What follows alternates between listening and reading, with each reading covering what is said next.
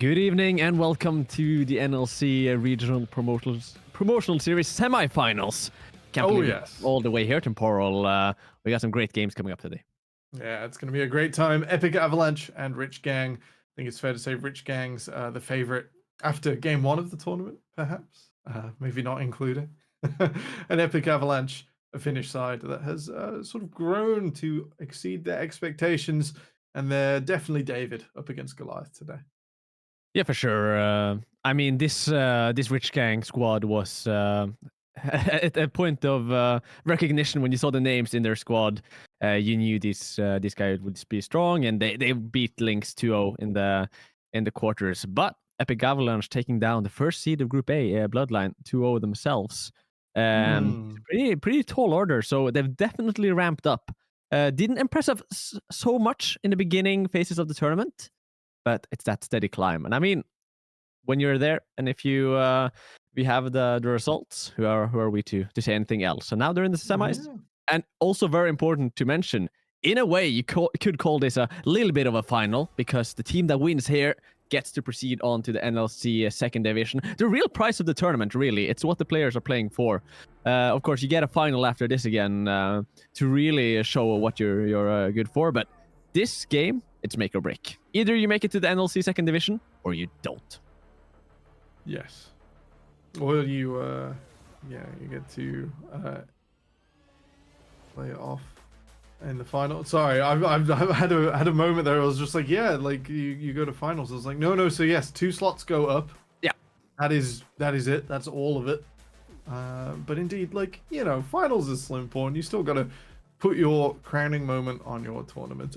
Crucial bans from both sides. Lissandro part of Epic Avalanche's final win over Bloodline, and Jarvan for getting away from Blue One. Varus picked by both teams. AD carries. Dogslater told me this before we went on, because I definitely remembered.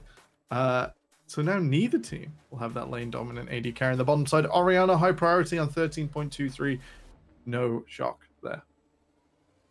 And yeah, we got some name placeholders, you might call them.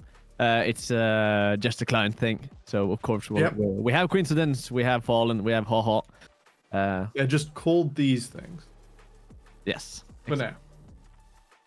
Verbs almost recognizable. Of course, touch with that. The trademark.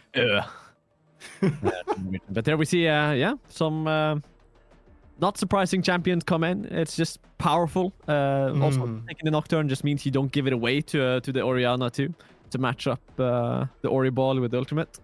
Yeah, a stronger combination later on, and then the Orianna, you know, if she does have to shockwave herself, gets a little more vulnerable.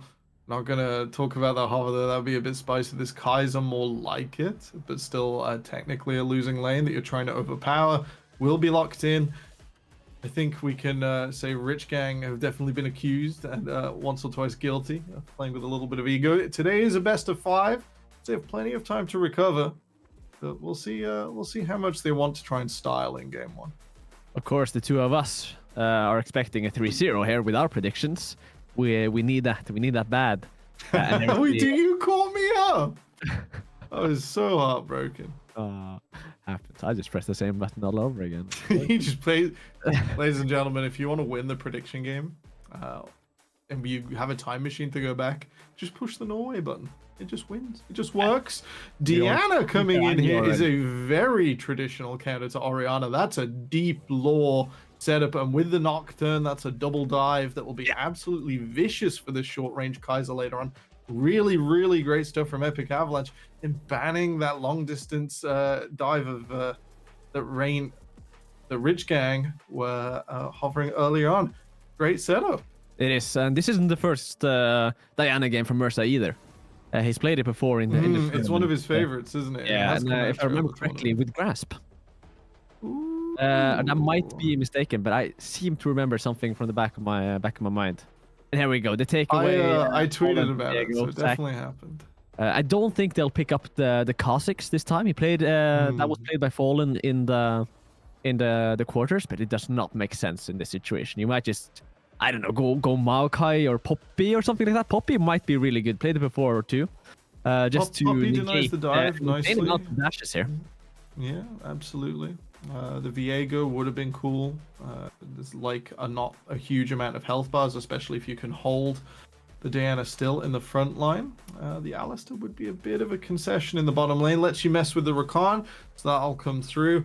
Does let you flash onto the Orianna and help try and set up for some more of that diving. So we'll see if Epic Avalanche are able to sort of get this wombo combo going, but with a lot of come forwards that allows Rich Gang to now pick things with less CC and more come at me bro energy.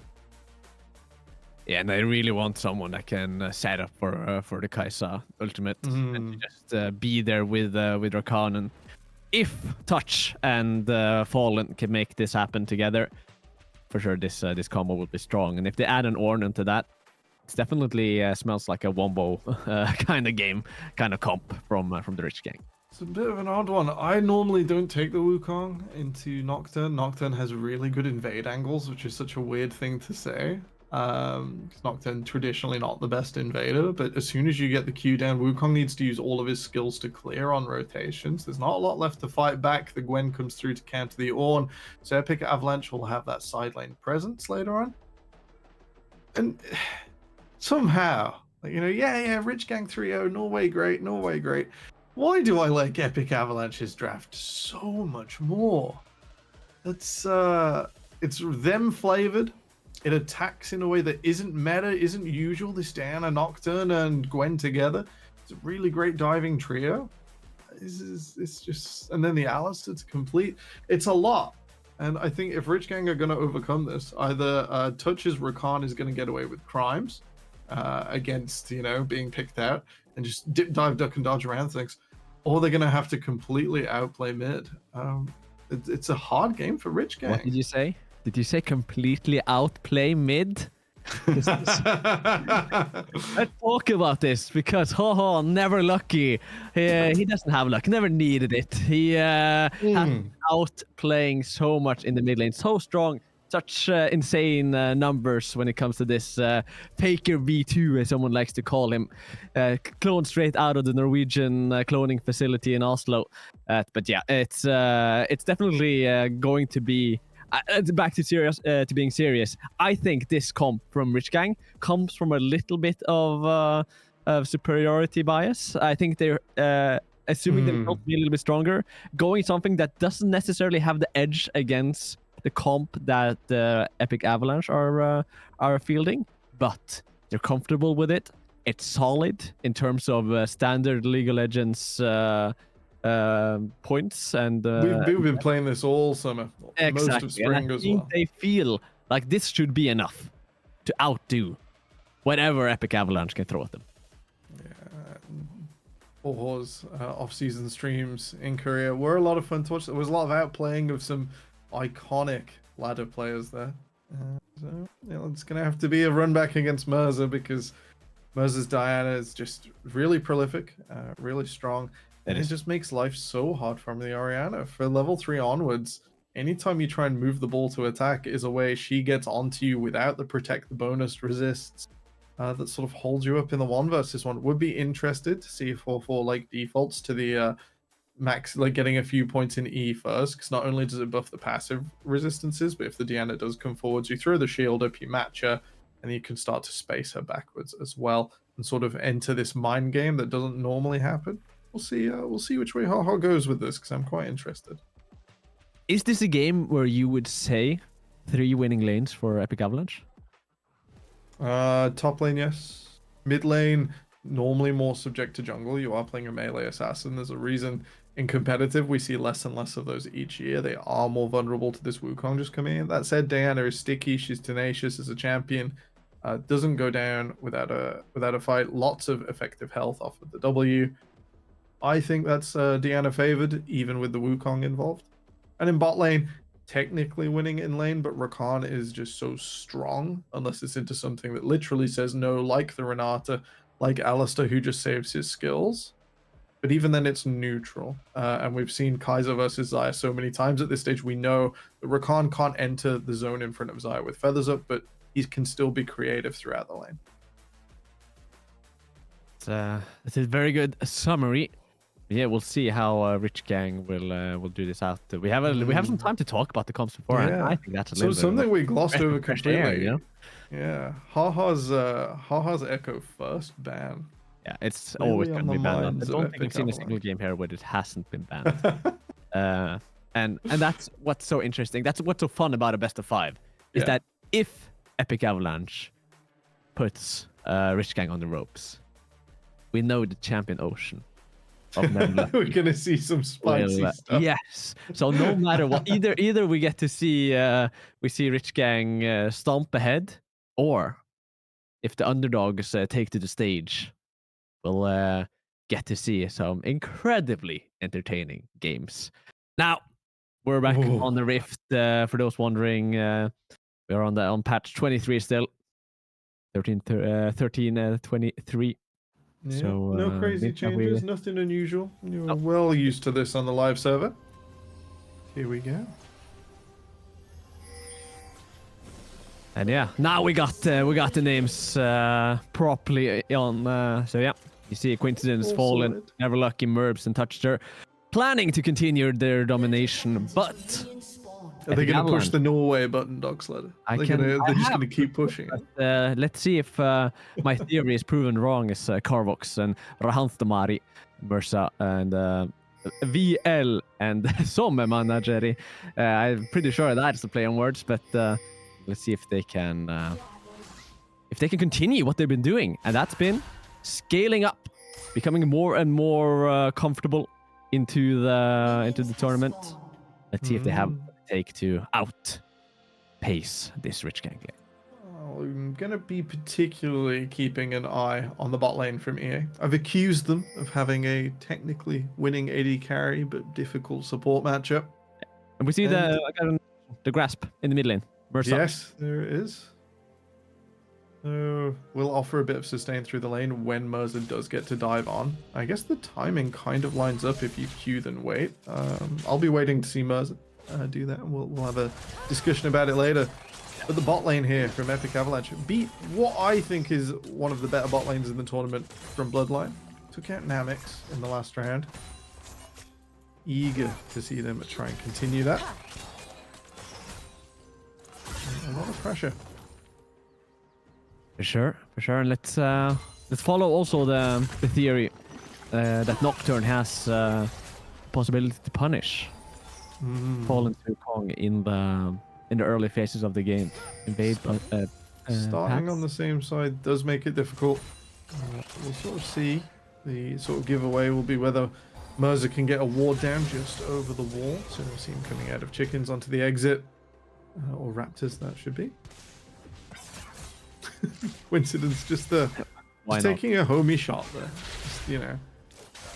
Just maxing out the Northern Shield value. Yeah, get a little bit of health regen on. You know, not an efficient statistic if you're at full health. Ooh, but look at this trade from Coincidence.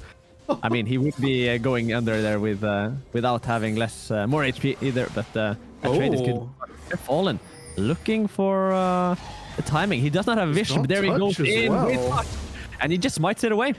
That is such a clean play from Rich Gang. And he has the bot lane to back it up. Yeah, Mubs in touch. Moving up on time. Present. And able to get in there. That sort of explains why Merbs was spamming Q on the wave a little bit earlier. I thought it was a bit odd. Didn't want to say if that was just the preferred position against the Alistair. And now, that'll be Nocturne slowed down, getting this champion up to 6 as... Gage from touch. He's knocked out into nothingness, but he's out. Follow up here from the Saya. It's good. Merbs takes some pot shots, and I don't think they came out stronger in that trade. Ghost use from the side, though. That is value. Still. Yeah. There's one summon a spell for a bit of health. Potions burning on both sides now. Zaya versus Kaiser can get a bit scrappy like this, a bit difficult. Rahantamari will be spotted. Yeah. Crossing over. Does get both crabs for his troubles. So not completely done dirty by those early invades. Information will of course be fully there for Rich Gang. They know he's picking up this scuttler and has to back up. Or should back up. No need to go top lane, especially when Carvox already did his back. And that's just knowing that your opponent has knowledge is knowledge in of itself too. Absolutely. Bit of a difficult position here for Touch and Merbs. However, VL just about to run out of mana, so shouldn't be able to lay on too much hurt under this turret. With some sort of inquisitive cues forwards. Instead, will be able to just try and get a better reset on this next wave by crashing these minions in, forcing Merbs and Touch to stay a bit longer to pick them up. Just outside the tower range. And if the spectator could also settle a little debate for the nations of the north, you could check out Mercer's grasp stacks. That's been an interesting discussion about how will he do versus the Orianna. How will he manage to get the stacks? We do see that it's one. Oh, he's got one. A little bit of healing, a little bit of damage, and just making himself a bit tougher in lane. Not a bad thing at all. You know, normally you'd end up with either an all-in rune or the fleet footwork to try and get you through. This grasp is like the fleet footwork, but it comes with the green runes, comes with the opportunity to shield bash, and a bit of extra tenacity. There you go. Yeah, we got another one there. It's the ult out from Never Lucky though. Didn't see a possibility to get a kill there, and here goes back in Mercer. This is just before. It's before the level 6 of the Diana hits. Never Lucky will just trade HP for the cooldown, use the prio, and probably back up. Caught the wave with that ultimate, so allows him to push forwards, keep Mercer locked there, even when his ultimate comes up. Won't be able to sort of get that quick revenge, and the shockwave nearly up again already. Decent trade, full priority in lane. If we look across the map, we'll see Rahan Tamari with the priority in bot lane. His bot lane still haven't based, but they've burnt cookies, they've burnt things to potions to stay in lane. We'll start up the dragon, this Chem Punk. To Epic Avalanche. Yes, and that felt like it should be the case. See, step up from Fallen. Yeah, Mercer marked him there. We gotta check out the Drake here. I think this botlane duel will happen, but I want to see what's up on the Drake. He gets the Drake there on the money, but the flashes out. Fallen does. Oh wow, the Ornn ultimate, part 1. That's one way to do it. Just enough damage. Coincidence. Walked down there, still holding his teleport, just to try and contest, and Mercer just recalled the whole round Thamari finished. So very unfortunate that the jungler from EA has found himself a bit of a victim in this early game. Does secure the objective for his team though. He does, but Coincidence can even teleport straight to lane because the Ornn passive means he craft right in nonetheless. So yeah, no tempo lost in the top lane. Waddles on down, gets that most efficient ult usage ever. Just like, oh, thank you. I'll cast that immediately. Take you out. Yeah, I thought maybe the Nocturne was out, but Rahan Tamari didn't know about the horns that were charging towards him. This is just a preview of preseason where they're buffing Ornn again. You know, he is still a tank, a mage, an anti-mage, and now a sniper. I mean, I feel like they should buff Kissant again, because can't be taken by the Ornn. Yeah, it's gotta keep it fair. Fair, you know? As long as those two champs are balanced up against each other, everything's fine, right? Yeah. As long as they can do everything.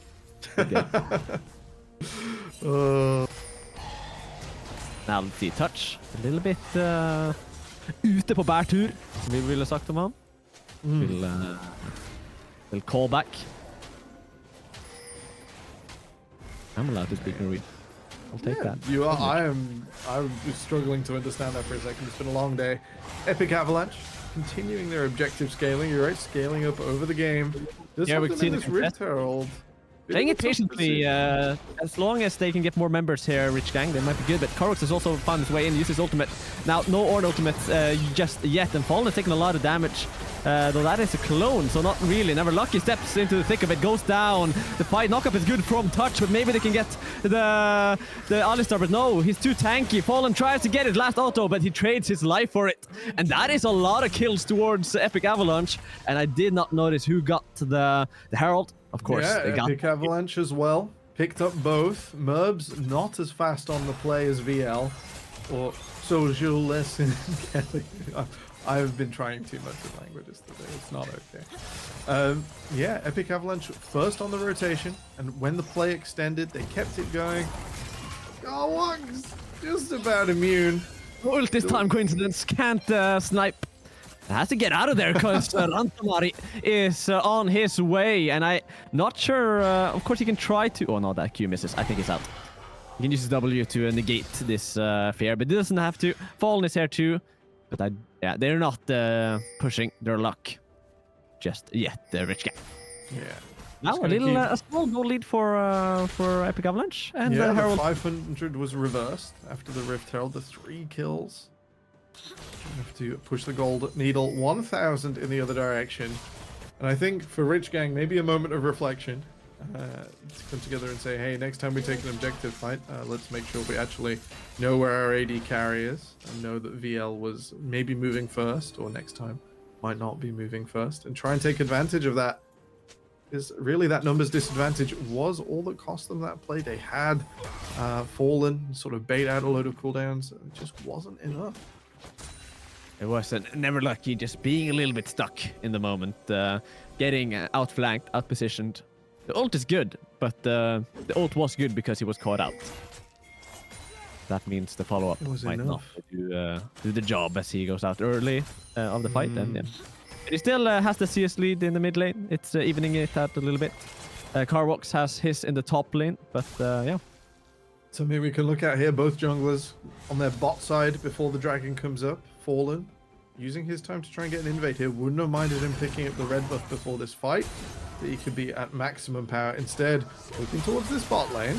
Has his ultimate here, Touch. Has not used it just yet. They're just waiting for the bot lane of Epic Avalanche to overstep so Fallen can go in. But here comes the Nocturne instead. Mercer's there too. And Fallen's just going to stay. He can't really join the fight. Now it's up to Touch and Merbs to stay alive. Good flash. Manages to even outsteps that Diana Q. Here comes the teleport in. Merbs takes some damage, but they're kiting well. In comes the Wukong. And the patience from Rich Gang has really paid off. They've gotten 1. They've gotten 2. The top lane duel goes to the Gwen, but look at this fight from Rich Gang. I'm impressed by how patient they were.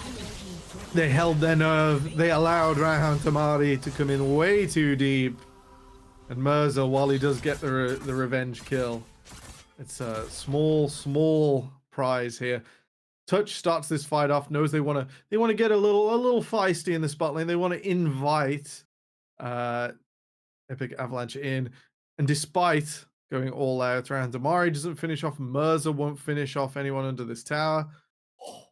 Just the dodge away from the Crescent there. And the teleport in from Haha Never Lucky. Fallen completes the ability for Rich Gang's mid to step in, shockwave, and decimate Epic Avalanche in this bottom lane. And there's just so many small details that Rich Gang do right there. One is Touch manages to stay just out of the range of Diana ultimate, meaning that the damage is not added onto Merbs. Now they get the second Drake here, Epic Avalanche. The gold is pretty even. 2 Drakes have gone towards the Finnish team. And yeah, it's still very, very even. Both teams going blow for blow. Yeah, Rich Gang clearly not having the tempo, the ability to come back in. Mirza looked like they used their teleport there. Get back in time for the dragon. Support Rantamari so it can't be picked off again like last time. No Ornn sniper action in the bottom lane. Just means the objective stacking going to continue for Epic Avalanche. Rich Gang probably not too worried yet. The Hextech gates have spawned, and 4 of those on a team with a Kaiser will go quite nicely. Yeah, absolutely. Angles to be found here, and we've seen Rich Gang use them previously. A lot of... Rantamari just had to flash away at his own wolves there. Loses his camp. And in a matchup where I'd expect the Nocturne to be able to solo invade if lanes are neutral, if everything's set up for him, Fallen's really found his way in with his bot lane repeatedly to put the Nocturne behind. Yeah, been some differences in the jungle. Fallen really being there when it's necessary, but where there are also differences is in the top lane. And they have to find some sort of solution here, Rich Gang, to the split push of Carvox. Not going to be an issue just yet. No, it's coming. That Nash's Tooth comes through. That's step 1. There we go. Again, mid lane. Never Lucky. Flashes out. Nice flash there. Just gets away from the double ultimate. Teleport not quite up, so we'll lose a little bit of presence here. Minion wave looks like it was finished off by the shockwave actually, so not bad at all. Merbs has moved up here.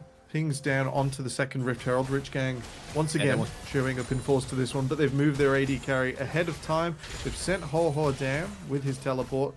So only a few seconds where they can't be as 5 at this objective. Epic Avalanche still sending their bot lane down, so not prioritizing this. They'll see it started on a ward. There'll be no contest as Iru is behind on the bottom lane using the gates. Sneak up on Ho. They were lucky, not expecting this. No flash this time. Patience here, dodges the ultimate VL, and Never Lucky, no way he gets out of this one, and that's just excellently played from VL and Eru. Epic Avalanche saw the play coming, didn't even try and contest the objective, but they do get an absolutely tasty pick on Never Lucky. Taking carries out at this stage, preventing them farming, getting some tower damage in. Small advantages we want to see built up in the mid game if you're not going for these big fights, and if you want to get a little bit of an edge for the next dragon. Yeah, it was even a shutdown there. Never Lucky picked up 3 kills in the previous fight in the bot lane. So he had stacked up a little bit of a shutdown, which Isaiah gladly cashes in. Yeah, pretty important. Both AD carries in, going for the Kraken Slayer. Not a huge surprise for the Xayah, but it means that this Kaiser is going for the full AD, you know, LPL style flashy outplay. So we go Fallen ulting in towards Rahantamari. He's low, but Mersa's presence might persuade him otherwise. Yeah, he just tried to push out in the bot lane though. Yeah, touch went down to the bot lane. A bit of a 2v2 diff there then. Making the best of the Alistar Epic Avalanche. I wasn't convinced out of draft. And while they're doing pretty well so far, still holding this gold lead, it's a bit of a shock to see Touch go down on his Rakan. A bit unusual. We'll see if we can watch that back later potentially. And yeah, it's sort of a split setup here. Carwox is going to absolutely be that side lane terror as we see Rich Gang come up to try and repel the Gwen. He can't really out, I think. Or maybe Touch has ultimate. Sorry for more teleports. This is coincidence. Yeah. Coincidence. Doesn't have ultimate, but yeah, they just run him down. Carwox won't be able to survive this, and the shutdown goes to Fallen. That means he can spread that gold around. That'll be so important. It's probably the best. It means on top of that, he's going to get this Herald in nicely. I think, yeah, we're going back to the bot 2v2, so nice and quick. Touch recalling on a ward, and just gets stopped. Oh, that's absolutely brutal. Merbs very late on the cancel. Was sure his support could get away, and despite the flash being blown, Touch falls. I think VL and Eru very happy they got away with that heist. A little bit of a classic from Touch. Sometimes a little bit too optimistic about where and when. But now, Rich Gang, they've spawned the Herald Touch. Needs to be careful not to be caught out. But yeah, they figure EA out. Gets the charge in. Tower does not go down. So with the teleport of Carwox, they managed to stop it. But the Drake has spawned. And at this point, Rich Gang can't give it up anymore. Let's go straight onto Carwox. Ultimate from the Nocturne, but might have been enough time. A huge knockup! Drag in from Never Lucky, gets 3 people, but he's already down. 1 for 1 for the moment. Coincidence gets 3 with his, and now it seems like Rich Gang are just peeling off. The tank takes damage, may be able to survive. And yeah, just a recall from Merbs. Coincidence so low, and another great fight from Epic Avalanche. They're just going straight for the Drake, and I don't know, and I don't think that Rich Gang can try to contest. I don't know how they knew Merbs was up there. Just looking across the map, there are only blue wards in that section of the map. And Rich Gang once again caught without their AD carry, without being at full strength. Just means they've got this Wukong, they've got the Ornn setup, they've got the Orianna Shockwave, and no capitalization. Let's look here. They send the Rift Herald in, so that gives the, doesn't give any gold over. The plates are long gone. Eru and VL playing around the side. They go all in on Carwox here, who is immune to a reasonable amount of this damage. Ornn comes across, Shockwave completes. Diana still standing strong, and after all of that setup, barely a health bar scratched. Mirza only on half, and Merbs, you see they're ghosted at the top and flashed. Not able to contribute to the fight, not able to bring the cataclysm of those ultimates together. With that, Epic Avalanche, they're still going. They're still going reasonable lead. They have dropped back slightly over the last 5 minutes. But with that teamfight win, probably quite happy with how this game's going so far. Yeah, that might be because, of course, Rich Gang has to commit in for these team fights. They have to try to set up for a 5v5, but at the moment, Epic Avalanche executing well into it. They're positioning well, they're finding the right moments, knowing when to engage, and the result, yeah, another Drake for them. And if they get a fourth one, we know the damage will increase quite a lot. Yeah, the soul, even more important. Recent patches, individual dragons nerfed, but the soul itself buffed.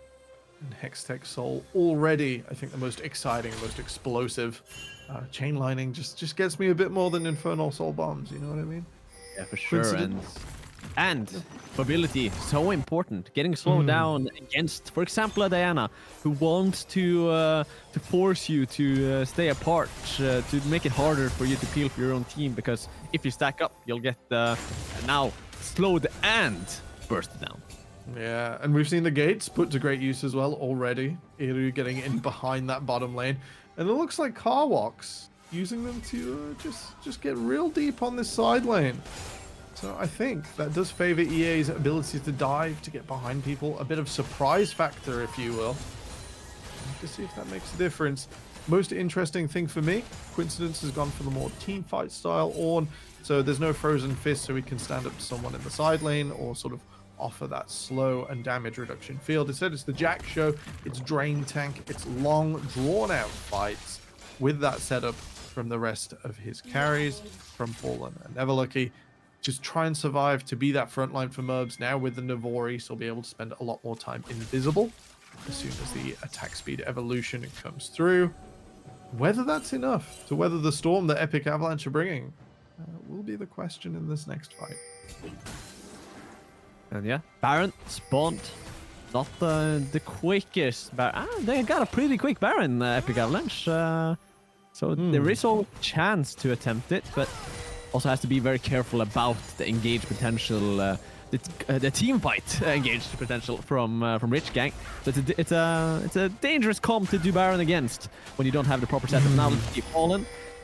Just not picked off. The Alistar tries to pick him up, but jumps over the wall. Slow play from Rich Gang as they steal away that camp. Carwox gets knocked up. Wow, stuck on the other side. Uses his ultimate. I think maybe Rich Gang just got a pick here.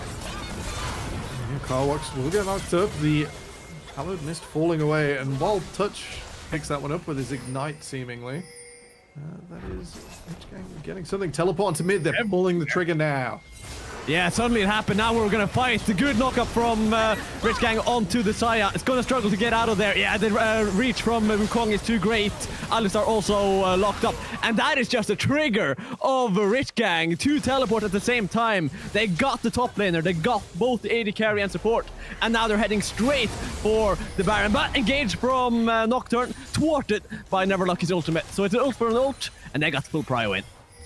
Yeah, just checking the shockwave there. Merbs finishing off our Hantamar will just about get away with his flash over the wall.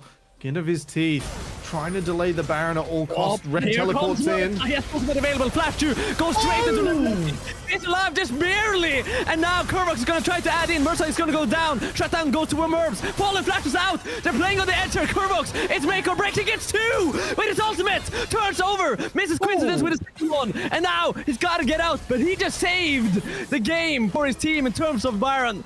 What a play from the top laner of Epic Avalanche. And 2 kills there. That's worth it tenfold. All right, Carwox goes down initially to start off this play. This is great presence from Rich Gang. I was about to say, oh, they've overcommitted on the side, but in truth, they get the ultimate out of the Gwen. Carwox is sent back to base, and that's 2 teleports in to immediately continue the fight. Their greater vision setup allowing them to do this, and we'll see it in live. It's actually a contest over the Dragon Soul. Coincidence, you miss! Oh, got it there, Epic Avalanche, and now, Coincidence goes down. Well, we just got thrown right back in 4 dragons for Epic Avalanche. Soul secured, and we still got a huge moment of contention around this Baron as Epic Avalanche are just running towards it. Absolutely here they are crazy. Oh, here come Rich Gang. Alistar's gonna struggle, but he's still alive. Re-engage from the Nocturne. And Rantabar is still alive. Hasn't gone down. There he goes. Fallen gets it. But Rantabar isn't either. Kiting so well. Touch manages to fall down to Mersa. It's a 2-for-1 for now. But the health bars of Merbs is, it's so low. Here comes the Hexgate from Korvox. And they're gonna do a slow attempt at Merbs' life. Never lucky here to try to stop it. He does not have ultimate available, so has to be careful. Here comes the engage from Diana. Does Never Lucky have the damage? It does seem like it. Shielding so good. Merbs is still waiting in the bush. There comes the Saya. Got to see what's up. But Merbs is still alive. Fallen playing bodyguard so well. Korvax uses ultimate on the Wukong, but we're not done just yet. Coincidence is here with Never Lucky. But the health bar is just so low. It's going to be so dangerous. All right, the portals got Merbs out to safety back over to Rich Gang's side of the map. I don't think Rich Gang thought this game was going to be so close, Dogsledder. Neither did I. The Epic Avalanche, despite a few macro blunders, like giving Karwox up twice, normally where I think Rich Gang have overexposed themselves, but then they capitalize. In this sort of backwards and forwards, I wasn't expecting. Epic Avalanche are really standing up and they're sticking to their guns. They're sticking to their composition strengths. And it's letting them get away with stacking these dragons where Rich Gang, we can swing back in, but then they get a tempo advantage just in time. And it's let this full dive composition just live a little further than it should in isolation. And it's looking so good for Epic Avalanche right now. Even though the gold is even, they've got that soul and their composition can play all three lanes. Yeah, they're really putting down the pedal to the metal right at this moment. The fact, though, that Merbs is yet to go down in this game. 14 kills for Epic Avalanche, and he has 0 deaths. I don't get to talk about it, but here comes the attempt at the Baron again. Mersa over the wall, available with his ultimate. No flash, though. They're just going to go for it. Ultimate from the Ornn is going to try to buy time. Nashor is secured, but the re-engage might be the big thing. Nocturne goes down early. Good knockup from the Alistar. They're struggling to find their way in there, Epic Avalanche. Now they're kiting back against Fallen, who's just trying to buy as much time as possible. The Alistar will fall eventually. Touch doesn't get the knockup. No! And now Quintus is in trouble. Diana goes down, but the chase from Korvox might be enough. No, it is not. And here comes Merbs. Goes in, and who else but Merbs to get the quarter kill and be the sole remaining member. Secures the Baron. Survives. Coincidence. Fantastic ult over the top. What excellent play for Rich Gang there. Really relying on the hands check. Really relying on what they've caught. That noise you might have heard, audience, I think was Dogsledder jumping up, getting excited and yanking his PC out of the wall. Fallen by so much time here with this dive forwards, with touches Rakan as well. They get VL pushed all the way back. They get Merza pushed all the way back. And then that lets them get through Eru, unlocks his flight. Karwox almost outplays all of this, almost threads through so much damage to pinch Merbs, but the plasma stacks are enough. Merbs is enough. And with the Void Rush back in, it is impossible for VL to take both. Rich Gang, a slim win, 4 for 5 in that fight, but they secure the Baron and they continue their way into this game. Oh, let's see if they can get Karvox here. I think he's in trouble. Fallen just using so much, and yeah, he gets it. And I have to say, if Merbs, I would argue he got a pentakill last fight because he killed my internet too. I jumped up, managed to kill out my internet cord. So if I count, he got a penta, and I think we'll write that down on the cheat. First penta of I was right. RPS. I did call it during the fight breakdown that you did unfortunately get your internet as well. And so it's just the way forwards. Interesting here. Fallen, the Wukong normally again, and like. This is all credit to Fallen. Normally doesn't have a great time with this setup, this precise matchup. But with the Maw now coming through, is in great position to sort of 1v1 Karwox and Merza with the gold lead he's built up through invading with his bottom lane, through the presence of his play this game. He's now such a huge threat with the Sundra, with that mixed pen stacking up, particularly armor penetration stacking with the Q. It just goes so deep. And it does so much damage that we now have to think of the Wukong as an assassin and a bruiser at the same time. Absolutely, and just the setup. That was a draft. It was the Wukong was supposed to be able to enable Merbs to use his ultimate when needed. and we can just see how well they are executing on it, despite being in a tough position. Mervs is playing out of his absolute mind. Out of his mind. Absolutely, For yeah, sure. he's just so good, and he's been so good all game long. All the small details in all the fights, and yeah, there's still not there's not one game from Mervs or Rich Gang. Epic Avalanche still in it to win it. We see All the Elder teleports falling up. in 20 seconds. Yeah, before half an hour, very fast Elder. Engage from Coincidence though. Hits the Ew. Alistar, but here comes the flank from Carwox. We see the re-engage attempt though. Fallen just flashes forward, but the engage, they get on to Never Lucky, isn't it? Yeah, but the knockup is also really good from Coincidence. Carwox takes Never Lucky. Fallen still alive, but where is Merbs? That's always the question. They get Fallen too, and now it's yeah, Rich Gang has to run for it. The Elder is getting taken down by Epic Avalanche, while Carwox and the Alistar are taking down Coincidence. And this fight just went so wrong, but Merbs gonna get the Alistar. Coincidence gets out. The damage might be there to take down. Nah, they're not gonna attempt it. Oh, it goes back in there, Coincidence. Just a complete misplay from him. And now Merbs and Touch are running with their tail between their legs. I like what Rich Gang tried to do there. They tried to stretch out Epic Avalanche, try and get them to fight on two fronts, try and get Mervs' Kaiser all the way in. But even with this Guardian Angel, the Kaiser not able to free fire. Epic Avalanche, while they haven't had the macro outplays, they haven't had the stylish sort of setups you'd associate with this team composition, they have stacked the objectives. They've made Rich Gang suffer for it. And despite the goal being so close, they win another fight. They claim the objective, and for the next few minutes, they're looking to see if they can erupt through Rich Gang's base. Oh, this is, it's too Oh, they're waiting for it, but Touch goes straight in. It's still Elder fight. Low here is the Alistar. Gets to get out. Nocturne ultimate is used. And I don't think they will... no, it's not the Alistar, of course. It's the Nocturne himself. With the paranoia down. Yeah, Rich this Gang might be a have shot. bought a reasonable amount of time here. Epic Avalanche do have to try and make a play on this Elder. There is no guarantee they didn't win by such a margin that they're increasing their chance to win at the next objective. It's still going to be this sort of close fight where they've got to dive forwards, they've got to find Ha, they've got to try and push Merbs out. There's no guarantee they're going to do that again. Like to see more from them here. They do seem to just be coming back out onto the map, sort of playing two lanes, checking for vision ahead of this Baron. It's not a tangible win. It is not. We still got Elder 1/3 of the duration left. And I will give Epic Avalanche the initial prio, but it's only 20 seconds left until Baron. There's an angle here that Coincidence can find. A late engage onto this Baron can do it. Very Especially if tight Epic Avalanche set the trap. There is no need to walk forwards here from Rich Gang until that buff is about to go. And I think a few seconds more. Yeah, they're on to it. Find a way in. On the top side. Look to touch. Here we see the ultimate, the Paranoia youth flash forward from multiple members of Epic Avalanche. The Elder is still up. Still a lot of time spent to try to take the backline, and they're doing so well, Rich Gang, but Touch so low. Fallen too, but how are they still alive? Merv's doing so much damage. Has the Guardian Angel available. Here, Elder has run out. That means it's so much harder for Epic Avalanche to execute.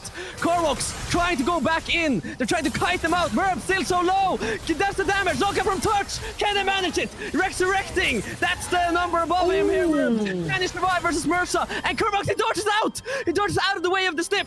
And now we have to run for his life. 2 versus 1. But who else but Merv to do it? Ultimate up from Corvox again. Merv dodges out with the E. But there we go. Finally, Corvox secures the first death for Mervs. I really thought Rich Gang had done it. They got VL. Suja Lucincly down so fast here.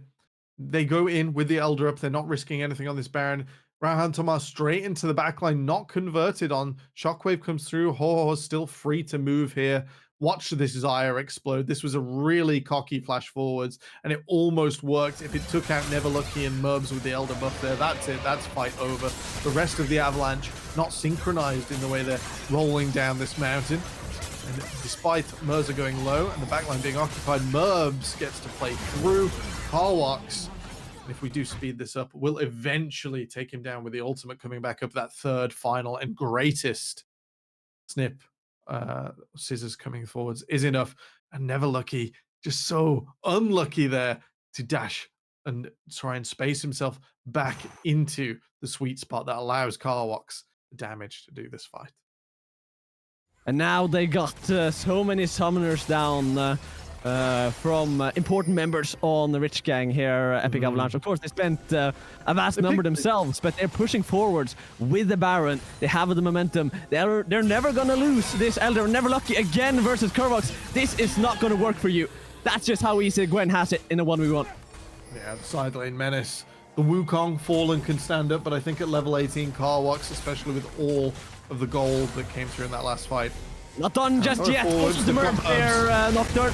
Solo already gets a peel. A lot of damage onto Rahantamari. And for now, it's just Coincidence stuck in the thick of it. He goes down. Touch has a difficult job to get out. Merbs uses the Hex Gates to do the same. And now they're just going to push the mid lane. It's a 1-for-2 in favor of Epic Avalanche. So they got something here, Rich Gang. But they need more. Met Carwox and will fall around mid. That's crucial. So crucial. With 1 minute on the Elder, the jungler, now with a matching almost respawn timer. And Fallen was the sort of stand-up, could find Carwox, could find VL in these fights, and just 1v1 them. The Wukong hasn't scaled, hasn't gone as far. An Epic Avalanche, they've rolled all the way down this mountain. They're at the base. And they're getting the Nexus towers. They're just going straight for the Nexus. And what a way to end the game. What a game one for Epic Avalanche to start the true snowball. And you can see it with 18 kills there. Carwox taking complete control of the game on his Gwen. And he never looked back. No, absolutely fantastic way to scale through the game, to stick to those objectives, and even when the composition was exposed slightly, they didn't give up, they didn't throw in the towel and blame coach. Members of Epic Avalanche have a lot to be happy about there, even falling behind in gold at some stages, but they stuck true to it, and they've achieved what I didn't think they could do, what you didn't think they could do, Dog Slater, what most of our predictions thought they couldn't do. They've won game one of this best of 5. The semifinals of the NLC Regional Promotional Series.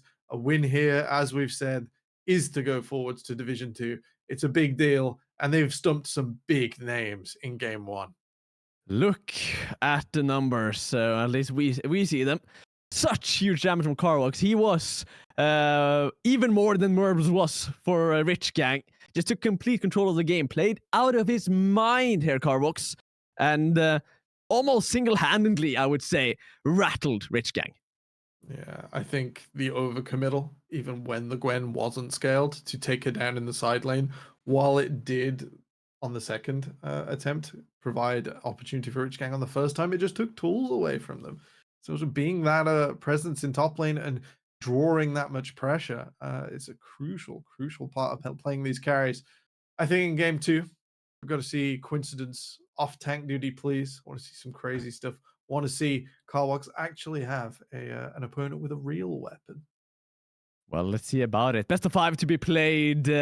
Potentially 4 more games today, so still a long road for both teams to go. We'll be back with game 2 after a short little break.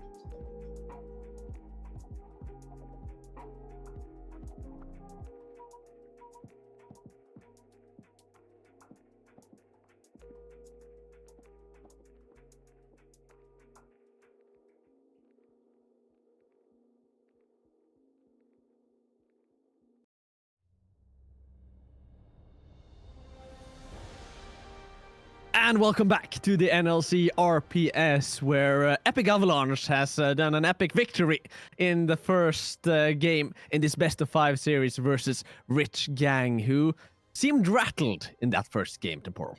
Yeah, it looked like it was all coming together. But you mentioned 3 winning lanes, and I was like, well, at least 2.5. Like, bot lane, a bit more free flowing. And it just came to pass that, despite great early performances from Rich Gang in their individual lanes, overall, the composition was able to do it. Despite a few stalls, Merbs not being present in a few fights, a bit of numbers advantage, it was enough. And of course, some individual prowess from Carvox. There are some key points in that previous game, like stopping the Baron from being taken by grabbing a double kill alongside Mursa. And of course, some of those big team fights where the needles were just threading through all of the Rich Gang members. Yeah, and then Rich Gang felt the need to keep committing to the top side, to keep keeping Carvox down. And you can only put the brakes on for so long. Really difficult to stop the Gwen absolutely taking over. And once you'd outscale, in particular, Fallen's Wukong, who after Mormal Mortius doesn't get much stronger individually. It's a real difficulty. Definitely. And now, Rich Gang, they've chosen to go blue side again. The better side. Yeah, that's still what they had. So let's see if they have any other needs in draft. Because, the first one was maybe a little bit too basic to match up against Epic Avalanche's more fine-tuned draft. Yeah, and I think coincidence on tank duty sort of gave them this one note tone where it was the Kaiser's gonna offer the damage, guys, let's put the setup over the top and it'll just work out. Well, that's pretty much it. Yeah. Maybe let's see a little more options here for Rich Gang, so they don't have to rely on that one piece. That is mostly what they've been doing, though. It's been Sejuani, it's been Gnar, a little bit of Cho, actually, Cho'Gath, and now to add on to that, Ornn. I think that's his first Ornn game in the tournament. They seem to be preferring the tank duty onto Coincidence at this current time. If you count Gnar as a tank, and I usually do. He's in the middle, right? He's a tank sometimes. Half the time he's a tank. All right, EA doing a full run back here. Yeah. Rich so Gang, is Rich Gang. Just substituting in that Nocturne. No, we won't be seeing that one this game. The Varus, both teams probably would be blue wanting that. So taking that away. Whether we'll see a repeat of the Orianna here? Yep. Okay. Rich Gang just feel that's not the issue. They haven't banned the Diana. They haven't done anything about it. So Epic Avalanche probably going to bang that and a favorable jungler in the 2v2 in. Can't be Jarvan or Nocturne. Probably something along those lines, though. Nice and vanilla. An easy 1-2 here. Epic Avalanche can keep it nice and open. They can. I pick up the Saya first again. It's not like they had to go Nocturne to make that happen. The Diana was on 3 last time, right? Yes. So this is a repeat, so that the shockwave won't sort of overwhelm the AD carry at least. I guess it might be just the same. They've ran back their bans. I don't see the need to start spicing it up. Will be the Syndra, so favorable into the Orianna, but more of a front-to-back management. Maybe Epic Avalanche saying, hey, we weren't actually that comfortable last game at all stages. I mean, also having that Nocturne alongside the Diana means that you have that dive buddy. You know you're not going in alone, and that sometimes makes you can it still more pick viable. Ivan alongside it though. I don't even think there's it could be the best Ivan in the world. Very, very true. And now Kai'Sa locked in again for Rich Gang. They're not the ones doing the pivoting. The first one, proper one, is Epic Avalanche's. Unusual, unexpected. Would have thought Rich Gang would have at least given themselves some more options. We haven't seen top and jungle though, which sort of would be the places to pivot. Nautilus here, not a huge surprise. The Nautilus Kaiser lane sort of tenacious and then offers you everything you need in that late game. The depth charge sets up Kaiser so nicely and does force out Zaya's ultimate and just gives you all the pieces. I don't think that's getting locked in, Eru. Yeah, did hover around last game too, and Bard was hovered, Braum was hovered. This time Braum is locked in, and it does make sense. You wanna Yeah. You want to I play was about back to say against the bard did not make sense, and I wondered if we were, we shouldn't talk about Harvard's, but at the same time, if you're about to commit a Weibo gaming in semifinals, I'm going to tell you so. It's pretty hard into the Nautilus, and a big risk that didn't need to be taken. There we go. The All Gwen right, no ban. Gwen. Gwen is not immune. She's out of here. Yeah, it was an X factor that Rich Gang. There's no need for them to give that away again. Yeah. It just made it hard for Coincidence almost from minute 1. Well, let's say minute 2, since the first trade went in Coincidence's favor. But everything from there on out was just pure Carwox dominance. Now we got some hovers around every time from Epic Avalanche. More expected. It was a little bit of edge. I think we're going to see Vile, Lee Sin. We're definitely on that sort of vibe here for Rauhan Tamari. I think it lines up nicely with the Syndra. You're mixing your damage, even if the Armor Shred would really only be useful in different settings. And you're a big part of that 2v2. You can also dash onto this Orianna early, try and get a flash out. Her 6 is weaker, and you can just regank nicely. Wukong picked up again for Fallen. Now, yeah, Cho'Gath is instantly locked in. It's a different top laner. Yeah. They don't know what they're playing against. Again, they got the counter pick potential Epic Avalanche. Let's see what they try to take down the Cho with. If they play Swain, it could get real interesting real quick in the top side. Some sort of scaling mage has a pretty decent time against the Cho'Gath, who sort of must push into them, at least in most setups. Yone. Okay, nice. So that is a bit of a 1v1 challenge into the Cho'Gath. The Cho'Gath can sort of escape that condition of the scaling Yone and not lose that 1 versus 1 as long as he keeps up in pace. If it's the Everfrost or Heartsteel build, both can do it. We'll get his ultimate out to the point where he's up above half of Yone's HP. All you gotta do is play a few waves, maybe some anti-heal if that is the way Carwox takes this Yone. It's not so much the popular way at the moment, so I'm not expecting it. Get him down below half, once a minute, push R and he dies. Yeah, and if I know correctly, you can silence Yone to disallow him from retracting his E, and then you're not allowed to run away. Get that extra second to get the damage off to get the jump if you want to win the duel completely out. So it means that Yone definitely has to play it right. Can't just press E and then think that he has full reign towards the show. But 2 points to dodge the knockup. It will not be so easy for Carwox. The 2v2 of Vione is like really nasty. It's really strong. It sneaks up on people and then holding someone still for a scat of the week for Carwox to unload the knockups and the Fate Unsealed from the Yone. Works really nicely.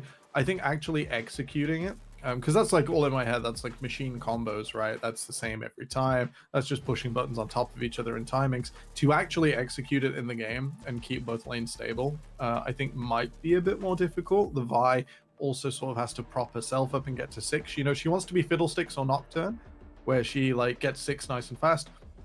She also wants to be Wukong and Lee Sin and like burn flash, run at lanes, screaming like, flash away from me, give me first blood, that sort of thing. And getting both done at the same time is impossible. That balance here will be the story of Epic Avalanche's early game. They can also set up nicely with bot, works really great with the Braum. The Nautilus will be vulnerable. Rich Gang, they've got to get their lanes through the early game. Want to see Fallen scale up and have that really nice power spike we saw last game where he just turned around to Carwox, slapped him. The Gwen wasn't in position yet. And 3 items, really strong for the Wukong. Does fall off after that. So let's see him actually get Merbs into fights, show up with numbers advantage this time, and get the job done. And of course, it's a different game for Merbs to survive. He doesn't have the Diana and the Nocturne going at him, but in a way, it's not that different because Vi has a high chance of just pressing R onto Merbs, and then you have to play it out afterwards. The Yone can join in and has a decent amount of CC too, and I think there's a lot of reasons, not only because of the draft, but also because of the player. In terms of EA wanting to get Merbs down early in the fight, because then he can't clutch it out for them.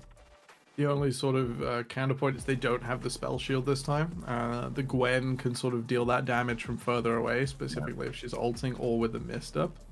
won't have that luxury this time, EA's diving duo. So we'll have to see. Sort of that leads into sort of that execution spiel earlier, where it was just like, we're not sure how this is going to go. This is a difficult thing to execute and do perfectly, which probably would be required because Merbs has been on a little bit of a tear. Yes, and of course, Carvox, Yone has the same carry potential as a Gwen. That is to be said. If he has the same timings as he did last game, if he has the same prowess, the same intuition almost. Yeah, you might I see think him if you be able load to 6 turn around fights items on completely. everyone, Coincidence is the only person who can maybe, based on the items he builds and how sort of that lane goes, keep up with Carvox. We'll see. We'll see if that Yone can be the difference maker in the top side. Usually, and now this is, we don't see much Shogath in general in the top lane, but usually I regard Cho'Gath as easier and more self-sufficient in the side lane than an Ornn, because you have the little bit of that sustain. Of course, you're still you can regenerate your own mana. exactly. That's what I'm thinking about. He's not going to win the side lane necessarily just because, and he has harder to set up for his own kills when it comes to CC. But he at least has the possibility to eat those waves, not in the ultimate sense, though that is also a thing, but also in terms of just staying a little bit more topped up on the HP, a little bit more mana to stay in lane. And now, game 2, we have an opportunity for both Epic Avalanche to take it to match point, but also for Rich Gang to take it back and make it a draw, which they sorely need if they want to beat the team to make it into the NLC Division 2. Coincidence, though. Hey! Triple hit. just a cheeky knock-up to start the game. We'll find Epic Avalanche. You stand in the bush like that if you're going for a counter invade, or you think someone's going to check on their own, turn around onto them with a hidden numbers advantage all stacked up in the bush. That spot will allow Rich Gang to get a ward onto Epic Avalanche's blue buff unseen. And they will now just have a few moments to figure out whether when they want to late invade, where they want to go, and which way Fallen is going to path. Both ways pretty fine merit with respect to his own lanes. I think he probably wants to be going the same way as Rauhan Tamari. I think that's the easiest way for the Wukong to play this out. Yeah, doesn't get any assistance. It's a lonely life for Wukong. You got yourself as a friend, but only when you go with W. Just means that no one knows where he started inside of Epic Avalanche. Pretty cool, pretty useful. Yeah, can absolutely be. He has the possibility to do it himself. I mean, that's a luxury in and of itself. I'm excited to see, or I'm interested to see how Touch will play this game differently. Of course, Rakan and Nautilus both are engaged champions in terms of the support role, but they play it so differently. The committal you need from a Nautilus is just so much. Yeah, it's all in or all out. Very little in between for the Nautilus, where Rakan is a trickster, just able to say like, actually I didn't feel like all-inning that. And Neverlucky is giving so much trouble in this mid lane. Yeah, he's a really good laner, Neverlucky. Just straight up. The trade's going really well in his favor. Last game, I was not too impressed with Neverlucky from the mid game out. He seemed to be out of position multiple times. Didn't manage to against the grasp Diana of all things. I mean, he should be the one to expect some spicy picks, as he is one to put it himself. Fallen doing the same thing as last game. This time he's a little lower on HP. He gets the wolves, and yeah, just stronger. Conqueror is stacked. Rauhan Tamari has to queue out, and Fallen taking another cheeky little trip into the opposing jungle. Yeah, just on a timer. I wonder if that was set so that he just knew that Rauhan Tamari would be mid-camp, Q's down on the Vi, and without it coming up, not able to contest by saving the clone there, was able to say like, oh, Rauhan Tamari, if you start charging Q, I'm going to disappear. And enough to pressure Epic Avalanche's jungler once again in the early game. And will have an extra camp for himself. Not bad. Also gets the Scuttle Crab. So once again, early gold, early experience over to Rich Gang's jungler. Yeah, and Epic Avalanche, they spend a little bit of time using their bot lane to make sure the Fallen doesn't make more worse. And now, He's chasing down again. I don't think he can go deeper. He tries though. Flash out. Forced. And my point was that in the meantime, Merbs got a back off. He got the cull in addition to the Doran's blade. So he has a little bit of a lead in the bot lane too. In just very general terms, Rich Gang has gained the lead in the early game. Fallen doing so much. They didn't even need to sort of hold the wave pushed up like last time that allowed Merbs and Touch to come up. They just walk in. They just take it this time. Both bot laners not in a position to respond, not in a position to help out Rao Hantamari by falling away. Just causes Epic Avalanche's jungler even more stress. Pings down there as Rich Gang are not sure Epic Avalanche are coming in to check their red buff. Rao Hantamari is a million miles away. Gonna do their due diligence. They're gonna ward up their lower side. Now, always, you can always be a little bit scared when you're this low, as any champion. Coincidence, as Cho'Gath included, but without the flash on the Vi, he's less scared for a absolutely. gank. That's like in most games, I look at it and it's just like, oh, why didn't you just flash Q mid here as Vi at level 3? In this game, Rao Hantamari was probably, being a little more conservative, but at the same time, not able to have that early game presence we do like to see from the Vi. And to scale up to level 6 just gets a bit harder when you don't have any camps. I feel like Rich Gang has been practicing their synced teleports. We saw it game 1. We saw it now with Never Lucky and Coincidence. They're taking it to another level here in terms of synergy. Who knows if it has value? I feel like Preseason should have that. Get a 5-minute buff if you teleport within 2 seconds of the team. Like some sort of big damage onto the Saya. Let's see if he manages to do something back. Merbs doing a decent amount of damage too, but here comes the... Oh, good flash from Touch, and the reaction time is huge. And now it's Rao Hantamari that's stuck. Merbs doing so much damage onto the Braum, and they're just chasing on. Last bit of damage is enough, and Merbs and Touch just doing such a huge job. Fallen flashing in to grab the Saya too. And how can a fight go that well with that kind of power dynamic? Once again, just like last game, the patience of Rich Gang, they're not worried if Rao Hantamari runs in there. They've already isolated multiple members. If we do get a replay, there we go. Easy peasy. So, look at this manager, he's already used his passive on Touch. Touch was swinging an auto attack midway. And look how 2 people do nothing to Touch there, but have to stand near him or a CC near him. This allows Merbs to push out VL. Rao Hantamari's health bar suffering all this while. Fallen able to just pick off the Xayah at the end. It's always a 1 versus 1. No one ever reaches Merbs unless he's willing to take the fight. I mean, I want to put that... I'll call it a 2v3. I want to put it on repeat on my screen the next week, because that is just a pure, beautiful little skirmish, and they do everything right. And Merv still has his flash available, and now he's has a noon quiver, and he's gotten so much. 201 already sitting on a shutdown. He's ahead of his opponent in terms of the fact that he's been stacking his cull a little bit, or it's the opposite of stacking. Maybe Kaiser ahead at this stage in the lane, with a Braum into Nautilus, pretty special. Not a nice position for VL and Eru to be in. Yeah, and Merbs, he must, even though he lost game 1, he must be so confident, right? Yeah. He knows that he can outplay Epic Avalanche. Now he just needs his team to be on the same page, and then we got it. And Touch really seemed to be on the same page with him there. And yeah, just the flash timing, just everything in general. They were so aware of what could happen. And now they're just making life so hard for VL, who goes down again, 1v2.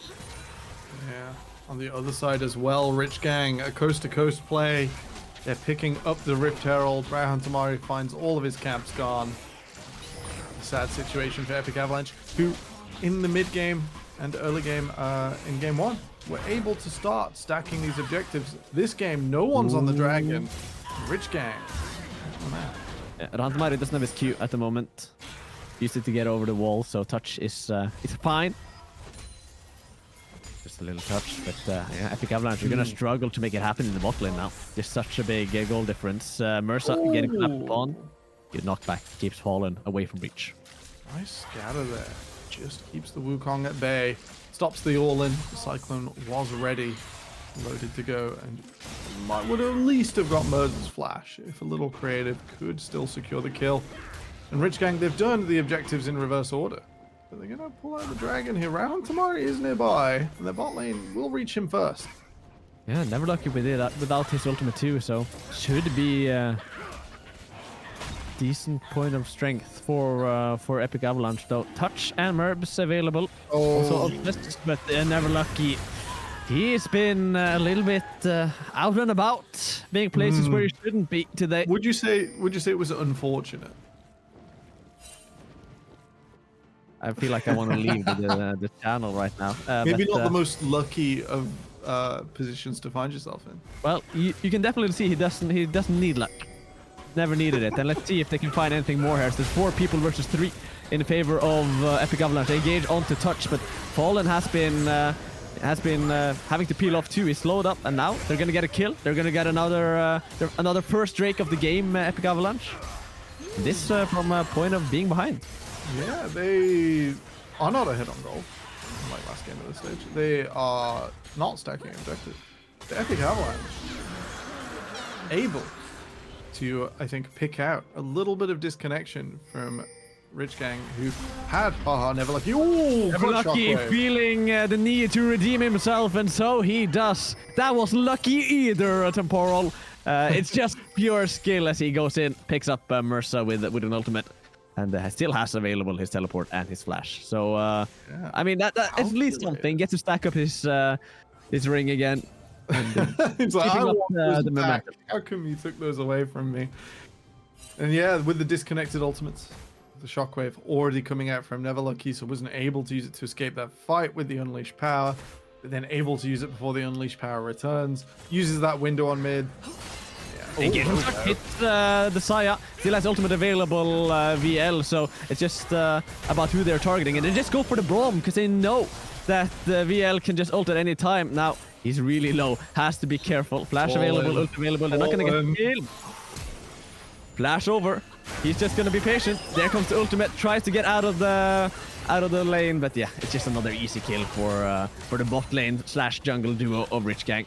Touch control. Yeah, they once again start that fight off. Touch. He's not taking as much health as we thought that with the shield coming up. Once again starts the fight, and I think excellent matchup knowledge displayed. Some managerity, or I think we were told it translates to social media manager in the bot lane. So may manage. It's not that difficult. It's just finish. Look, finish is magical. It is. That's fine. And I wouldn't want to do in English and just pretend I understood it and just like say things that kind of sound right, like Ryan Tamari, kind of not getting that gank off on mid, just showing his face, just being present. Will mean that Fallen knows exactly what's going on now. And in that bot lane fight, the Braum locked up, held still. It meant that VL on this Zaya had to fall back, had to cede ground to Merbs, who was able, with his better items, still had the Kraken Slayer through at the time, whereas VL spawn on components now after the play and do some damage. And also, yeah, just finish items across the board, pretty much from Rich Gang. None on the side of Epic Avalanche. And what does that mean? It means that EA has to cower. They have to respect the fact that they don't have anything to say in any kind of skirmish or fight. The bot tower will be the objective to feel the consequence of that. As Touch just holding on to the lane ahead of the tower, and now Merbs pushes in the wave to go for it. They're trying to make maybe something happen on the other side of the map. Coincidence and Carvox been mostly untouched. Yeah, I think the Cho'Gath holding it much better till now. Can still flash out. Here comes the ultimate in from Rahantamari. In here, Carvox, does he have the damage? This is grass proc time! Get both of them! Coincidence gets the real objective before he goes down. But it's a good gank from Epic Avalanche, though. It's gonna be a little bit harsh for the rest of his team. Their team in the bot lane. Yeah, a bit of a struggle. Tier 1 falls. We'll give over all the plates to this Kaiser.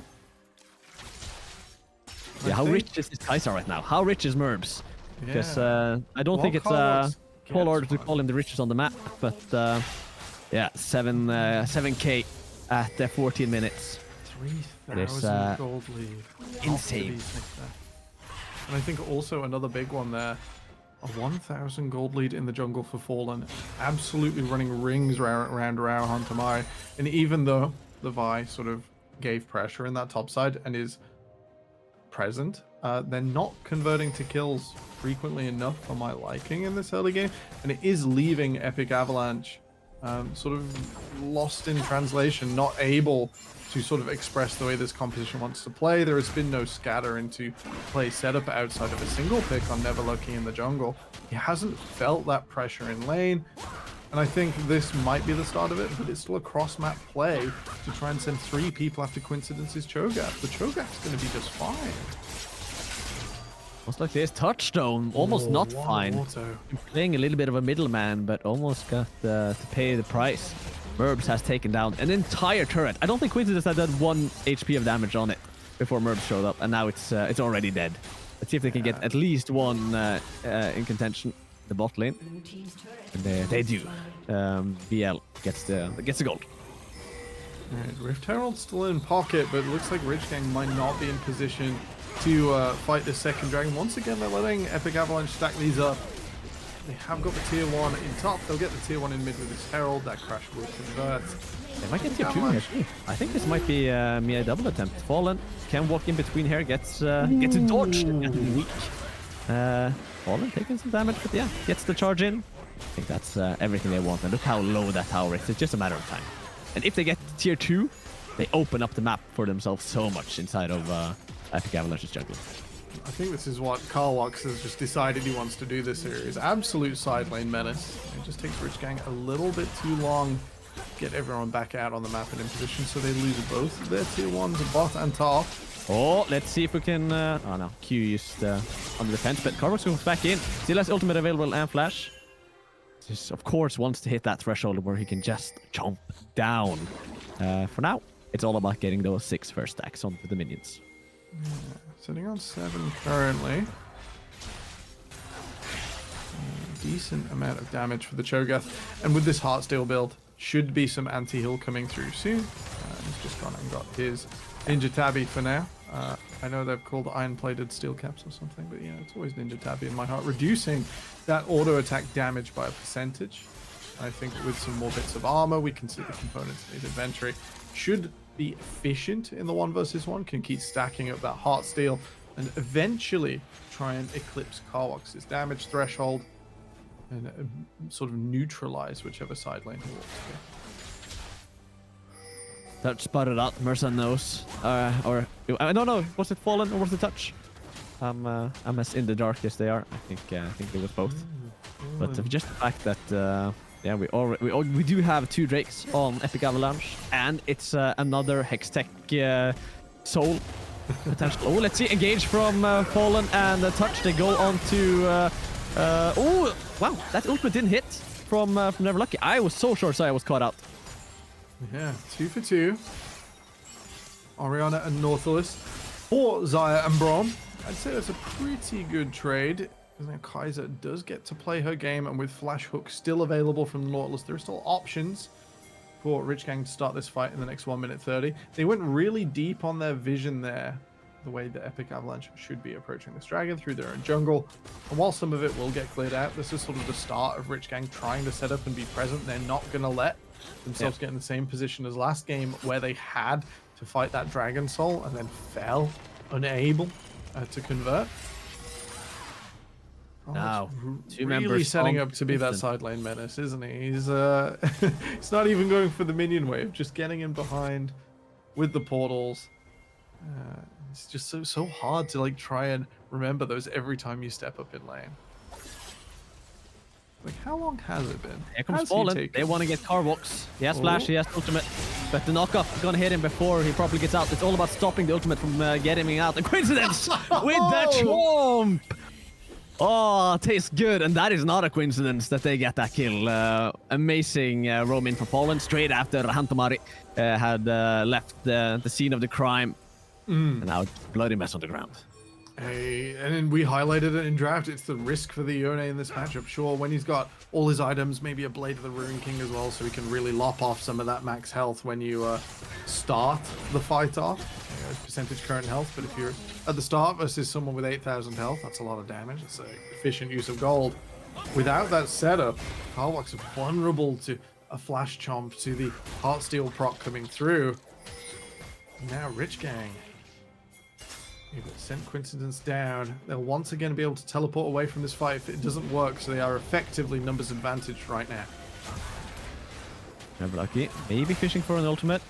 Of course, just getting the jungle camps will be enough in this phase of the game. Also getting that vision set up before the Drake that spawns in 50 seconds.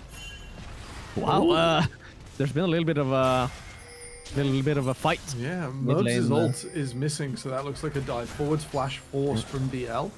He's still got his ultimate, so a quick recall, and he does have time to still reach this dragon, portals or not. He'll be okay. And I think we should talk about for this dragon. Normally, you know, you trade objectives for gold. That's what's happened this game. Rich Gang with those heralds, with not attending the dragons, has gone 5,000 gold up. Most of that's on Merbs. We got to see this Kaiser perform. Got to see her appear. Maybe link up with Never Lucky. We haven't seen any deep dives plus shockwaves yet this series. Coincidence again, managing to play a good weak side. And now he's just going to chase down alongside Fallen and the touch.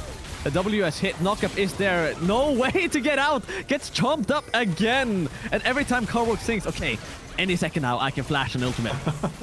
It's just already too late. And they go straight for the Baron. No chomp, of course, but Smite should do the job unless Rahantamari has something to say about it. He does not. He runs away. They get the third Drake instead. And they want to aim for that win condition while allowing Rich Gang to pick up the Baron. Yeah, it's the conversion. Rich Gang eye on a different prize. But the EA weren't in position to revenge take the dragon and let the top laner go. So while the Baron goes down, Rich Gang will grow their gold lead. 7,000 now. That's 2,000 in the last few seconds. Nice rate of acceleration. All for Merbs here. So strong, able to push up in the mid lane. Should be able to support him, should be able to have a more straightforward fight than last game. Epic Avalanche running out of their base. Coincidence still has teleport. But a lot of this Baron push, the gold still in pocket for Never Lucky. I'm gonna fall away, not going to take that fight. And now they back up. The next push will be so important. They have a gold lead, of course, Rich Gang, but if they allow Epic Avalanche to neutralize this Baron period, then that threat of the Elder, or threat of the Soul, will be a little bit too much risk for Rich Gang to want to put into the equation. Of course, the Elder can be picked up by both teams afterwards, and with their gold strength, you might say that Rich Gang has the most potential to take it. Yeah, but at the point, it's their game to lose with this lead. Yeah. With enough win condition from EA that they have to be smart about it. No magic resist on Coincidence, and the Leandries on Merza, but still look how little percentage of Coincidence's health bar actually goes down there as he leads Rich Gang onto the Cicada. And you're right, I think Elder Dragon a huge risk. A second reason Rich Gang want to be there before that next Hextech Dragon in 3 minutes time. But in the meantime, time to get some gold, time to scale up slightly. So they get 2 waves in at the same time. Doesn't look like they're going to be able to drive that mid wave. Rahantamari looking for an opening in their armor side. Looks like EA. You have to wait till next wave. Here, Fallen does take half his HP. Rahantamari goes onto it, but gets his ultimate. Oh, not only him, Never Lucky too. Merbs still has stopwatch. Carbox looking to get Merbs, but flash out. And it seems like, yeah, EA wanted to push the envelope, but the Rich Gang were ready to punish. Great recall from VL. Fallen has to run away, but he's going to go down. But the fact that Rich Gang has gotten a clear path into the base just makes it so difficult. Teleport in from Never Lucky. He got off a back in the meantime. Touch just stepping up. They're going to get 1 inhibitor. And then, yeah, just use the Hex Gates to get back out. Now they might be pushing for mid lane too. Yeah, over onto that mid wave. Really easy out of the one-way setup. I think it's sort of difficult here because it's such a contrast from game one. Rich Gang looking confident and executing, not having EA do so well that they can stand up to the better macro play with a wallet check, with a clutch moment of their composition. If we look here, Mirza eventually aggresses with Rauhan Tamari onto Fallen, so they get the scatter and they get the Yone across, and it's all broken immediately by this Cho'Gath Q. And while they go deep, this is all for the jungler. Huge setup for Never Lucky. And while Merbs is indeed caught a stopwatch, all that's needed to stop Karwox's play. VL repelled as well. And there's just no way for them to find these carries, no numbers advantage to be found when you're already in the base. Mirza's gone. This was an exact mirror of the last game. When Rich Gang was behind, Never Lucky was up in lane, got caught out because he was desperate to gain gold. Now we see Mirza fall into the exact same trap, and they're pushing up here, Rich Gang. They have so much tempo in their pushes. The Demolish makes it so they can just put Quintus up to the tower and take down the turret in one big bonk. And as we see it, they're pushing towards the inhibitor. Yeah, this is more like it. This is more like what I expected out of Rich Gang. I'll take that second inhibitor. Less than a minute on the dragon. They know that that's Soul, one of the few ways back into Epic Avalanche. They are not losing a lot. I'm not trying to force the issue here. So they'll retreat. They'll set up. They'll move towards the dragon, leave wards behind them as they go. And if Epic Avalanche wants to attend this, it's going to have to be teleports in. Otherwise, those minions will stream into the base. So let's take down Nexus Towers. 30 seconds still, remember, so we're seeing one more minion wave. That blue wave will walk all the way up to Epic Avalanche's base before its objective spawns. And Rich Gang just doing all the right moves to make it as difficult as possible for Epic Avalanche to go for this soul. Touch a little late on his back. You might say Merbs is the same, but it's because they know they have so much control. Karwox doing what Karwox does on this kind of champs. He pushes up the top lane, but he can't keep on pushing. He has to back up. I think Epic Avalanche has to give this Drake. The issue is just what is happening afterwards. It's gonna be 5 minutes of pure Rich Gang dominance on the map with nothing big for EA to try to win back. No, like Baron uncontestable at this stage. And while you've got that hull breaker on the Yone, I don't think it's maybe the wisest purchase when you can't stand up in the side lane currently. Yeah, and true damage through it. Hook goes from Touch, just skirting the wall, and Soma Managery goes down now. Of course, there might be a last chance from the behind the flank. Falls uses ultimate. They go for Merbs. He has the Guardian Angel, which might buy him time, but the dash out keeps him alive versus Karwox. Again, Merbs just threading the needle like a Gwen would. A lot of damage coming out from the VL, but the stopwatch from Fall and buying enough time. Helper's low on Rich Gang, but Merbs might just be able to stay here long enough to get the inhibitor. All three are down. I want to say that EA actually, with the help of VL's positioning and Mirza CC, managed to do quite well there. The problem is, it's not enough in this point of the game. Look at this hook. This hook. I love this hook. Absolute perfection from Touch once again. Finds a huge fight. They break ERL out.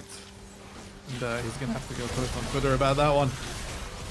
The ultimate cross doesn't quite find Merbs. I think was just short before the ultimate, but just to be sure, no risks. The shockwave pulls Merbs' targets away. Coincidences secures the Baron, and with nothing left but their Nexus and Nexus Towers, Rich Gang looks to push down Epic Avalanche. There's not a lot stopping them at this stage.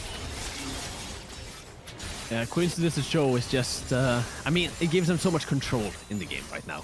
It makes it so difficult alongside Never Lucky's ultimate for Rantamari and Karwox to make their way towards Merbs, who in general is very difficult to catch on this Kai'Sa with his build tools, with his, in general, correct right clicks onto the game client. It is just that easy for him to avoid what it needs to avoid. And now Rich Gang, another push. Inhibitors are respawning, I think, on both side lanes. I don't know if they can pick Oh, the touch! Yeah, the stopwatch needs to be used, but Rantamari has to commit to get in. Merps spends a couple of auto attacks. Coincidence doesn't expend his ultimate. Still dangerous for Epic Avalanche as they only have 4 members left to defend this Baron push. Alright, Fallen off on the side, off on the flank. Carvox ults in, some energy goes down, Fallen still high enough on HP, Coincidence tanking the turrets, that's no issue. Mersa so low, Merps goes after, and we almost don't get the opportunity to talk about the fight, because it's just Rich Gang that carves down Epic Avalanche and evens out the series 1-1. Much more confident, much more controlled from the Norwegian representatives here. And I think they just had sort of a no sweat talk between game 1 and 2. It's like, hey, the way that Diana came back in, the way that game 1 went for us, where Epic Avalanche were able to stack up the soul, was just a bit too much. We can't give them 4 dragons in a row.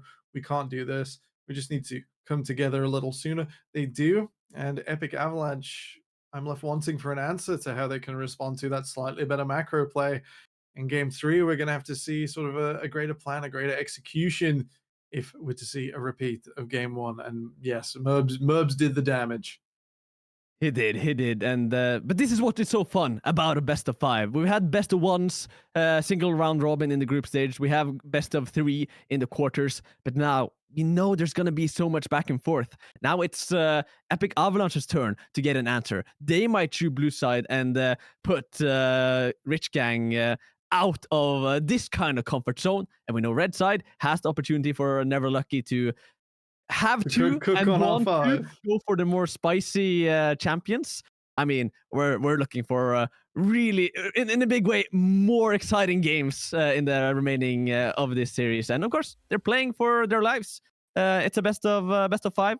First 1 to 3 gets their spot in the NLC second division and a spot in the regional promotion series finals.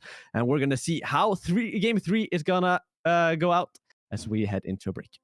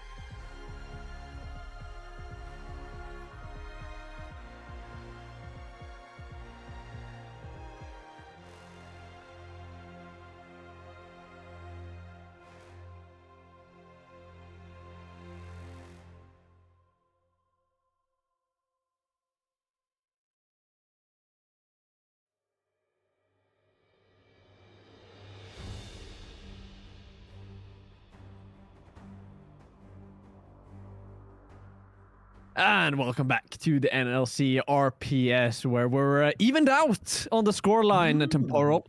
Rich Gang making the second game seem a lot more decisive than the first. Yes, I think we thought about it a little in the backstage as well. Epic Avalanche's victory, not a fluke, but not something they were in total control of the whole way down. Rich Gang's victory didn't look like that. They looked like they were in control. It looked like there were very few surprises, and they just sort of had this smooth coast to victory. They are on the red side now, so we do have a flip over as Epic Avalanche selected blue. So we'll have to see if that makes any difference, and whether we get the legendary R5 Haha Never Lucky, or whether it's a reversal of fates, and with the blue side, whether Epic Avalanche can make the difference happen. And it was mentioned in the break, even by the teams, that the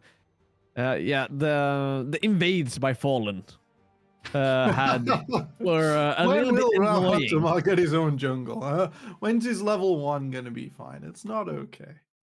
Yeah, and now at least Epic Avalanche has thwarted that a little bit too. It's going to be a little more difficult for Fallen to do those plays, but hey, he's not one to be stopped just because the opposing team tells him to. And now we hear the beautiful sounds of champions being allowed to be picked, or not be allowed to be picked, like this Echo will forever in time. Yep, completely banned away first, and Rich Gang couldn't deny the Nocturne that pushed Epic Avalanche off of their Nocturne Diana combo. It would be nice to see the Diana with something else, maybe as a backup. I'm not sure. I shouted out Ivan last draft. Plenty of diving junglers you can 2v2 with there. The Orianna, so no blue one Orianna, which has been Rich Gang's move on the blue side in the first 2 games to run it back for 3. Not going to happen. If I have my my numbers correct, I don't see any Ori games on Versa this tournament. Now, that can be for a multitude of reasons, but we also do see that for a multitude of reasons, Merbs is not going to be allowed to play Kai'Sa again this game. No. So many reasons for that. Has had an absolute screamer both of these first 2 games, even if it wasn't a victory. The Varus away as well. Yeah, both teams... I think you mentioned Dark Sledder, all 4 games of both of their quarterfinals, so 2-0 victories and best of 3s. All 4 games had their AD carries, these AD carries playing Varus, so both high priority. Now just permaban on the red side, it seems like too, which is fine. I mean, both teams doesn't want to allow it, and they pick up a Kalista early here, Epic Avalanche. This really wants to grab control back in the bot lane, but it's pretty early in the draft. And it allows Rich Gang to steer their comp in a direction that fits Justice. Yeah, the Ashe support was Epic Avalanche's answer to Bloodline doing this to them in the quarterfinals. They go for it. Yeah. Okay. Ooh.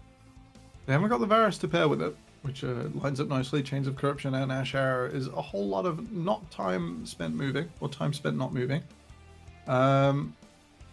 What to pair it with this is really hard. You could even go for something like a Misfortune, something a bit different. The Viego does suit these squishy carries and able to turn it back on. The Poppy gives the Kalista a really hard time, not the Talia that I might have gone for, flexing between mid and jungle, but will allow either Fallen or Coincidence the ability to deny that 2 vs 2. That's a brand jungle lock-in. Let's go, Ranta Amadi.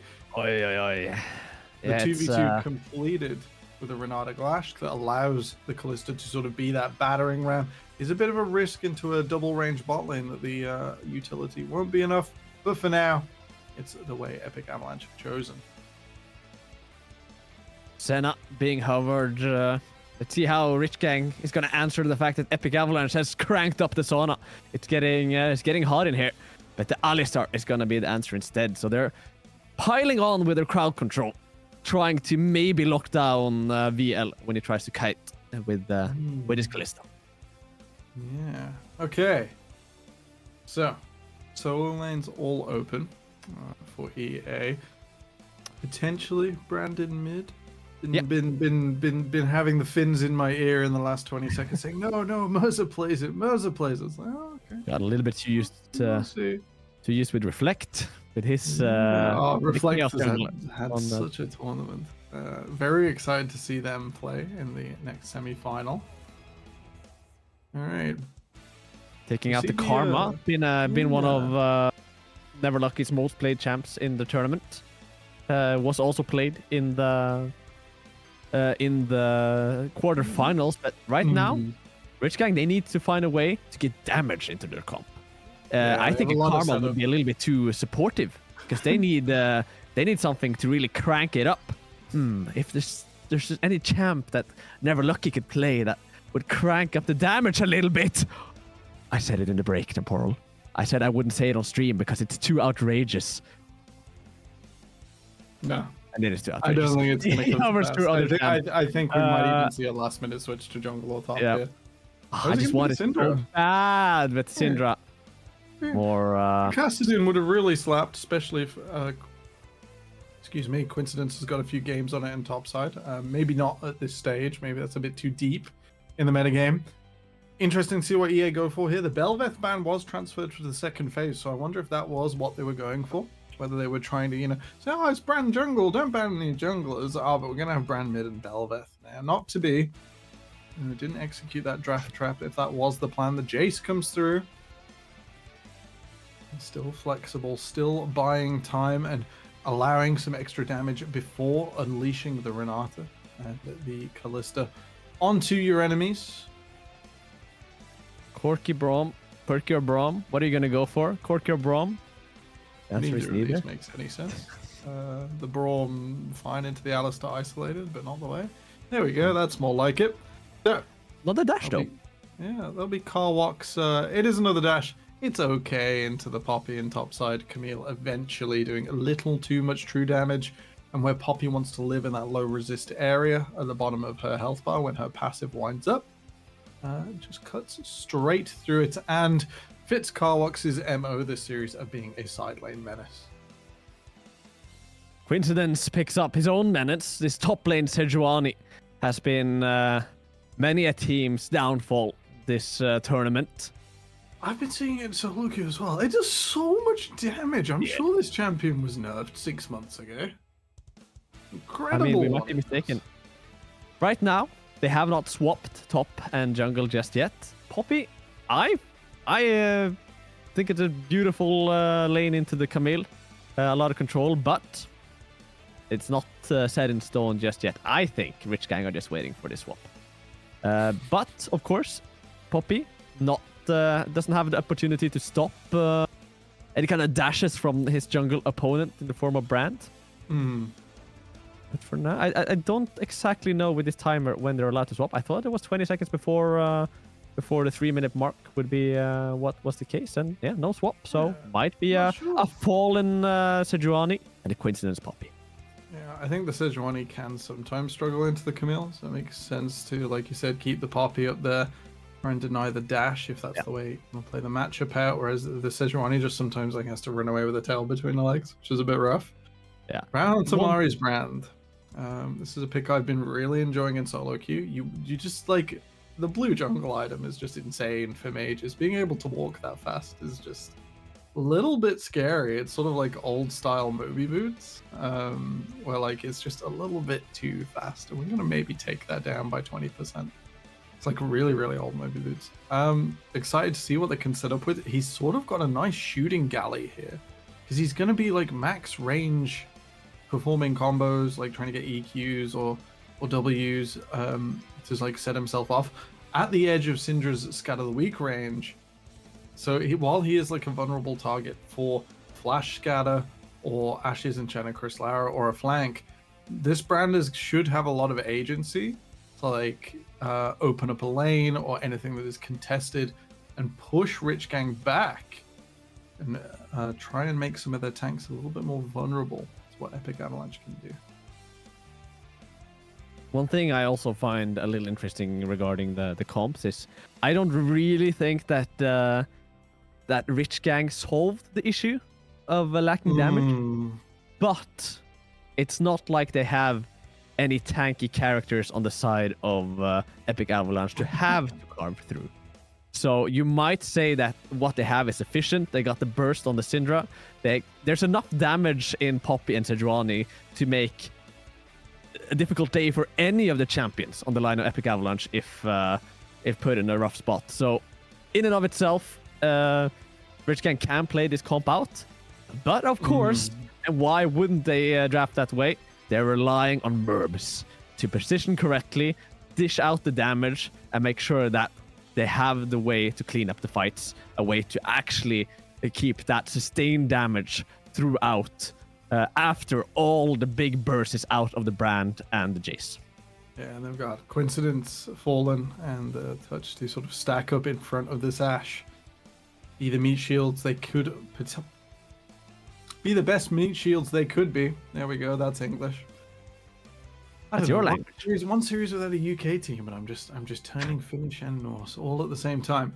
I'd be interested to see if Ho goes for sort of the penetration build with Lewd and Shadow Flame, or into the Liandry's and Cosmic Drive. Both deal a lot of damage, mostly the Liandry's Cosmic Drive, because you're hitting them again a little bit quicker, and another scatter to sort of keep your team nice and safe, nice and happy. We'll have to see whether that's the value for keeping Merbs and Ho safe, or whether it's all about pushing R and deleting someone.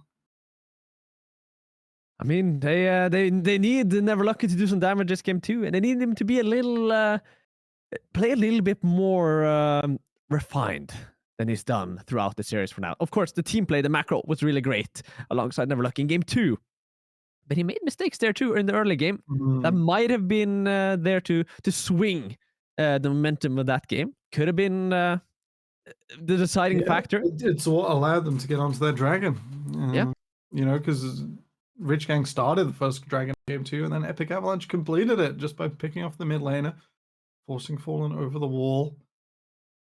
Yeah, semi-final, game 3, all tied up nice and even. Might as well call it a very extended best of 3 at this stage.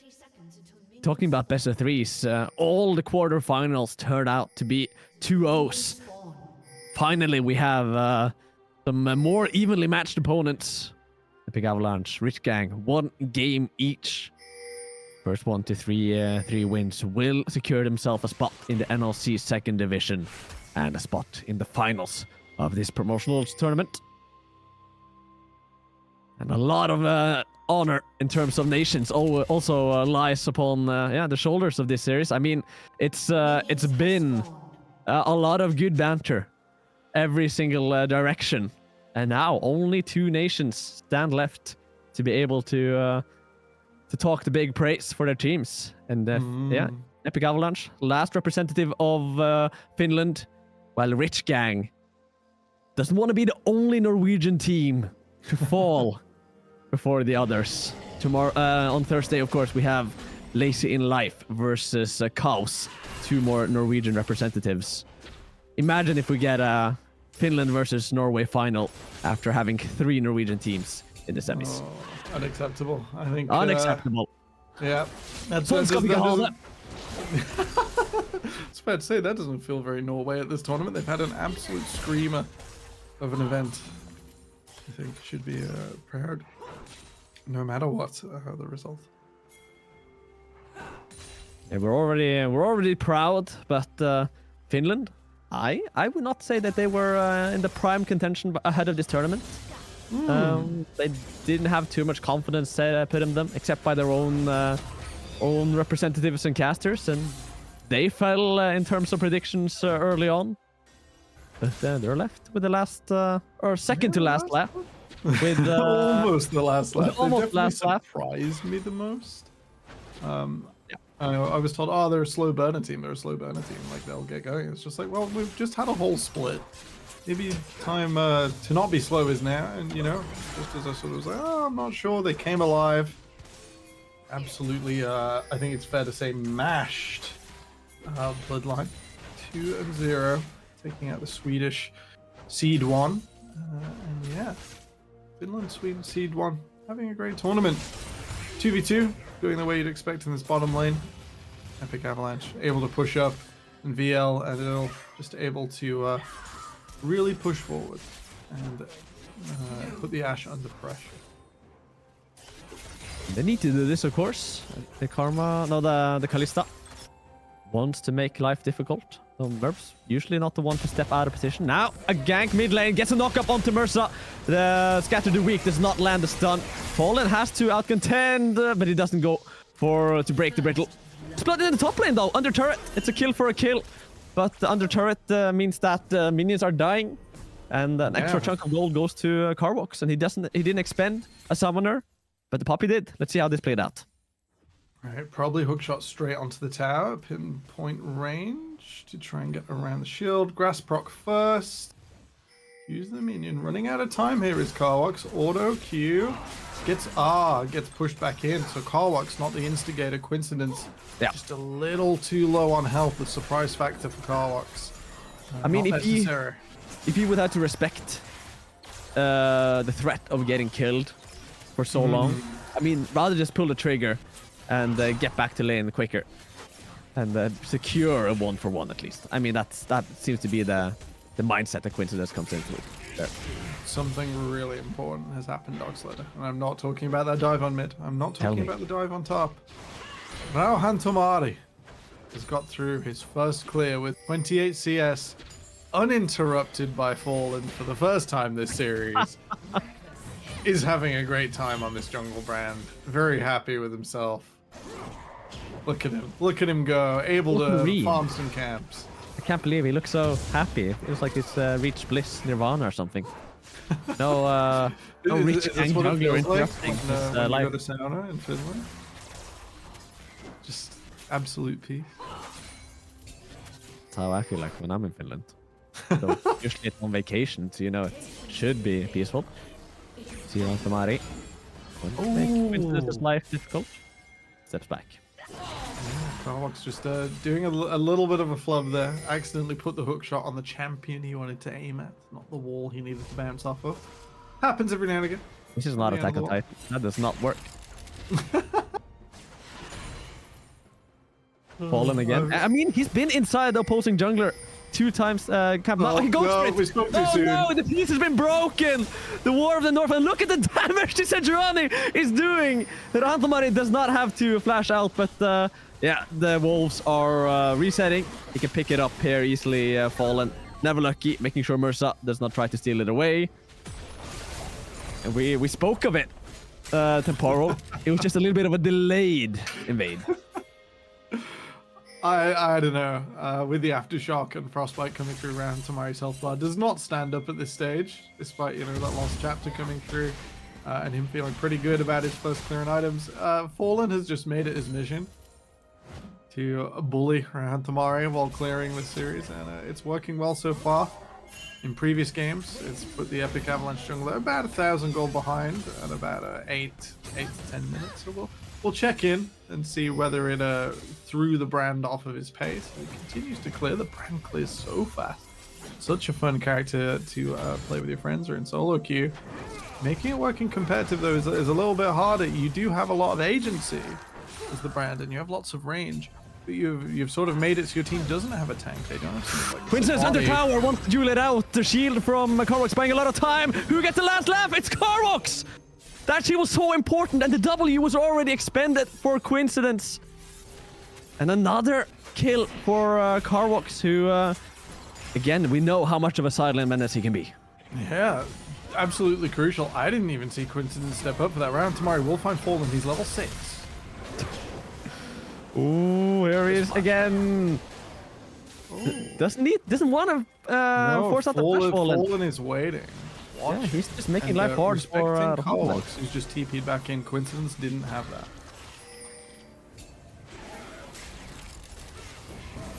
Oh, he's gonna go again. Yeah, control ward giving in to Fallen. Walk away. Ursa though might be able to punish Fallen in some way. Vision still available through that ward. Never lucky. Here comes the engage onto Carbox. Though no ultimate this time for his sake. He got a flash out. Meantime, we got a kill in the bot lane. Touch Fallen to VL. Blue buff still seemingly the most important objective that ever existed on the Summoner's Rift. All right, similar to last game. Yeah, Fallen's gonna go for that Rift Herald after getting a bit of damage and a bit of it's like priority in the jungle. It's just your opponent can't respond out of their jungle rather than the lane itself. Bit of trading in topside, nothing too much to worry about. Carlux actually gets popped back there. Fallen's in trouble here. He takes so much damage from the brand, and Mercer just autos him down.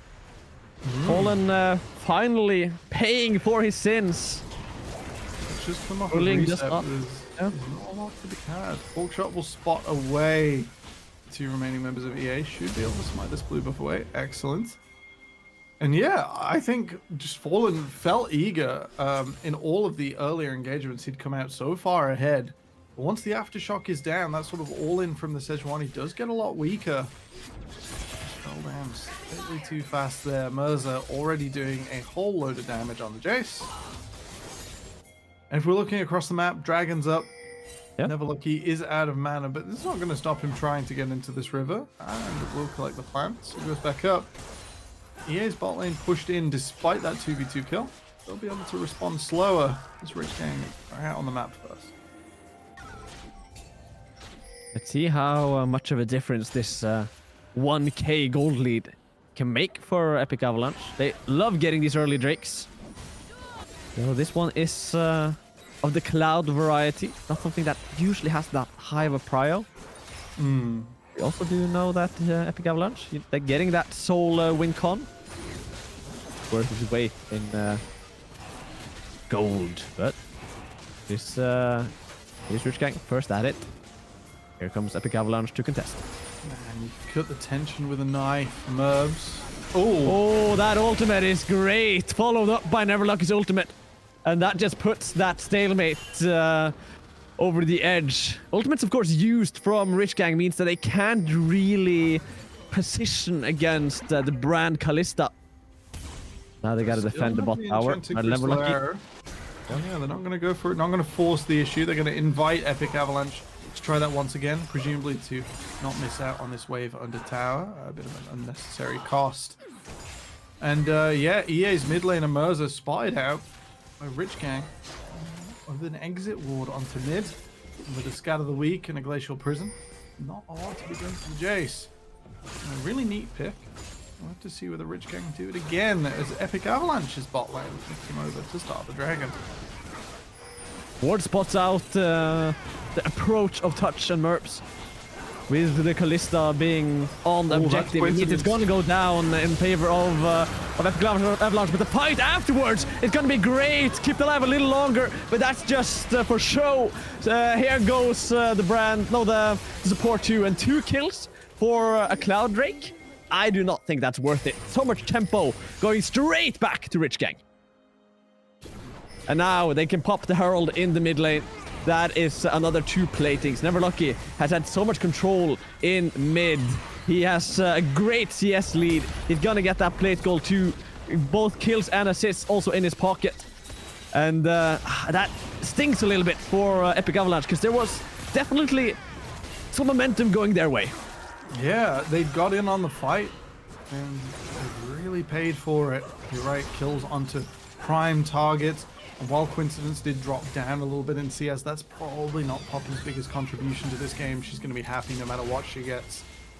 Carlwox, already with the Sunder, bit of a menace. But getting the kills onto Neverlucky at this stage, finishing off his Leandries, getting that Dark Seal going, how we know he loves to. Just a huge, huge swing. Even though it's only 1,000 gold, it's in the right places at the right time.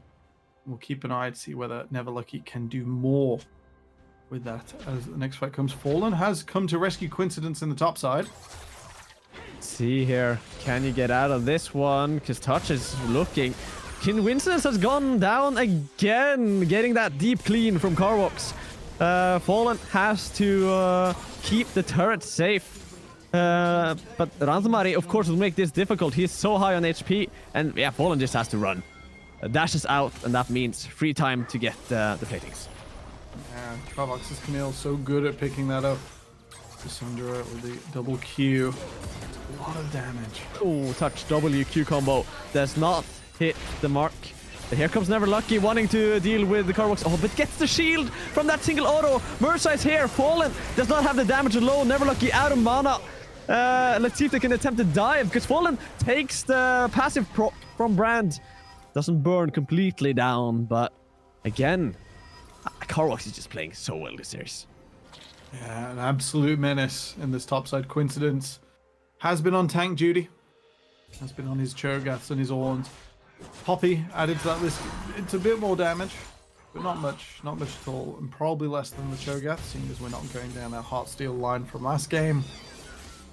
It's going to be so hard to put up with this Camille if we're looking down people who can hold up on the side of Rich Gang. Just 1v1 in the side lane. It's probably no one. Never Lucky can scatter away, but it's on Carbox to walk up first and then have the hook shot available after. So Rich Gang have got to sort of escape this playing all three lane situation right now. They're sending Fallen top again. Survive this one. W shuts him down. Touch is locking down Hantamari on the flank. I think that's going to be the real fight as they engage onto the Brand. He goes down to Fallen. Touch chasing Mersa, but yeah, they've gotten their reward. Carbox just a way of pulling the jungler of Epic Avalanche into the fray. And draws pressure once again by moving down into this river. Should push Fallen off the objective. Whether the rest of Epic Avalanche can continue this 2v2 as we see VL, Sura Jalunskin, Kelly, to use the full summoner name, just struggling to stay in range of the Syndra. All in the meanwhile, Merbs still farming up, still able to launch that enchanted crystal arrow across. Rich Gang nice and comfortable right now. And they have somewhat forced Epic Avalanche to keep their AD carry close to this Herald. And that means Merbs get to push in the bot lane. And now he can reconvene with his team. They have ultimates available. Don't disrespect this Ash Arrow as it comes in. It goes past Epic Avalanche. They did not disrespect it. Now it's the Herald. I don't think there's any way for... maybe if it gets reset here, they won't... They did. Carbox has once again picked up Coincidence. Sorry, Coincidence. This is the way your team have set themselves up in draft, I feel, with the Poppy. Not able to stand up, and they'll restart the objective once again. Looks like with the numbers disadvantage. Can they get the Mersa though? If they get a kill back, it's at least a good consolation prize, if not more, as they've now pushed through the mid lane turret, get the Jace. And Never Lucky a marking here. They're going for a pick. Oh, look at this engage! They get Carbox finally, right? No, he's still alive! It get pushed up, ultimate from some energy. There's so much damage. They get the shutdown on Fallen. Hostile takeover so huge in that fight. Kind splash from Kalista. And now Coincidence. He thought maybe he could get Carbox this time, but no, he has to run. Flashes out. They might be able to push in mid even more, but no, it's good defense from Epic Avalanche. Yeah, we're not done just teleport. They thought they'd be the mob. They thought they'd be able to get in there and get some revenge angles, but Mersa with the teleport. Just wide. Herbs, that sidestep. It's not an easy skill shot to calculate. But here pops the Herald in the mid lane. Picked it up before that fight. Coincidence is stuck alone in mid lane. He might fall for his team. Flash out from Herbs. Here comes Touch. They're going to try to fight. W gets a knock-up. They finally get Solenskuli. Oh, that snipe is good onto both the AD carries are dead. Now they're trying to burst down the mid laners. Touch goes down to Carbox, who is topped off on HP. And the turret. I mean, how can Rich Gangs defend this and contest the Drake at the same time? It's the Hex Tech, so we won't see a repeat of the Soul, but Epic Avalanche get rolling once again. Their revenge play also doesn't land, but with this tower on a slither of health, they push Rich Gang. Fallen stuck down. They try to defend it from Carbox, but Fallen's completely stuck. He's still alive though, still. Here comes the Enchanted Crystal Arrow. Maybe they can contest on the Carbox, but no, they don't have the damage. And now re-engage from Carbox. They're just peeling away from the Drake. Smite goes towards Hantamari, but the ultimate from the Poppy is good. But so is the Brand ultimate. Can he burn down the Poppy? No! Autos. The Scuttler gets the shield, keeps himself alive. Fallen tries to find his way towards the low members of Epic Avalanche, but they get the Drake and they get away with their crime. In the extended play, Epic Avalanche able to make the most of it, able to succeed in this objective stacking that kept them in game one. That was their shining light in game two. And it's just apparent that Rich Gang can't keep Merbs up in the position he needs to be. Attacking in these 5v5 fights. So despite the Ash having a first item, you know, being a force to be reckoned with, Rich Gang don't make it happen. But look at the mid lane difference right now. Never Lucky is just gonna be such a menace. Can't choose a target and most likely burst it down. The issue is, how do you deal with the rest? Less damage with the CDR build, but you're right in that that extra Q comes through, the extra scat of the week can make the difference.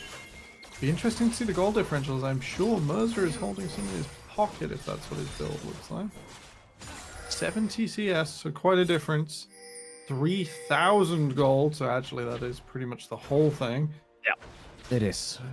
But of course, the gold difference is pretty even compared to the fact that we have like that kills. 3,000 split 2,000 into top, 1,000 down into bottom. That is how Epic Avalanche. Let's see. Oh, that's a good flash forward from the Renato Glask. Merbs struggling. He gets caught by the hostile takeover. He does not take damage from Touch, but Solenskali gets the kill. Touch so low. Tower is dead, so they can just chase him. Flash over the wall, keeps him alive. Here, though, comes the follow-up. Never Lucky. Has so much damage. Good cleanse, but this Kalista is dead for sure, even with the W. Now, Never Lucky sidesteps Mercer's shot. Flashes out. Here comes the re-engage from Touch. They get the brand, and 2 kills per 0 in the follow-up. That's something Rich Gang can be happy with. Oh, and he keeps his days alive. Coincidence. For once. For once. Coincidence not bullied. Extended Find mid fallen. Will back away. Mercer gets a bit of return damage. They tried to get Swimmer Manager.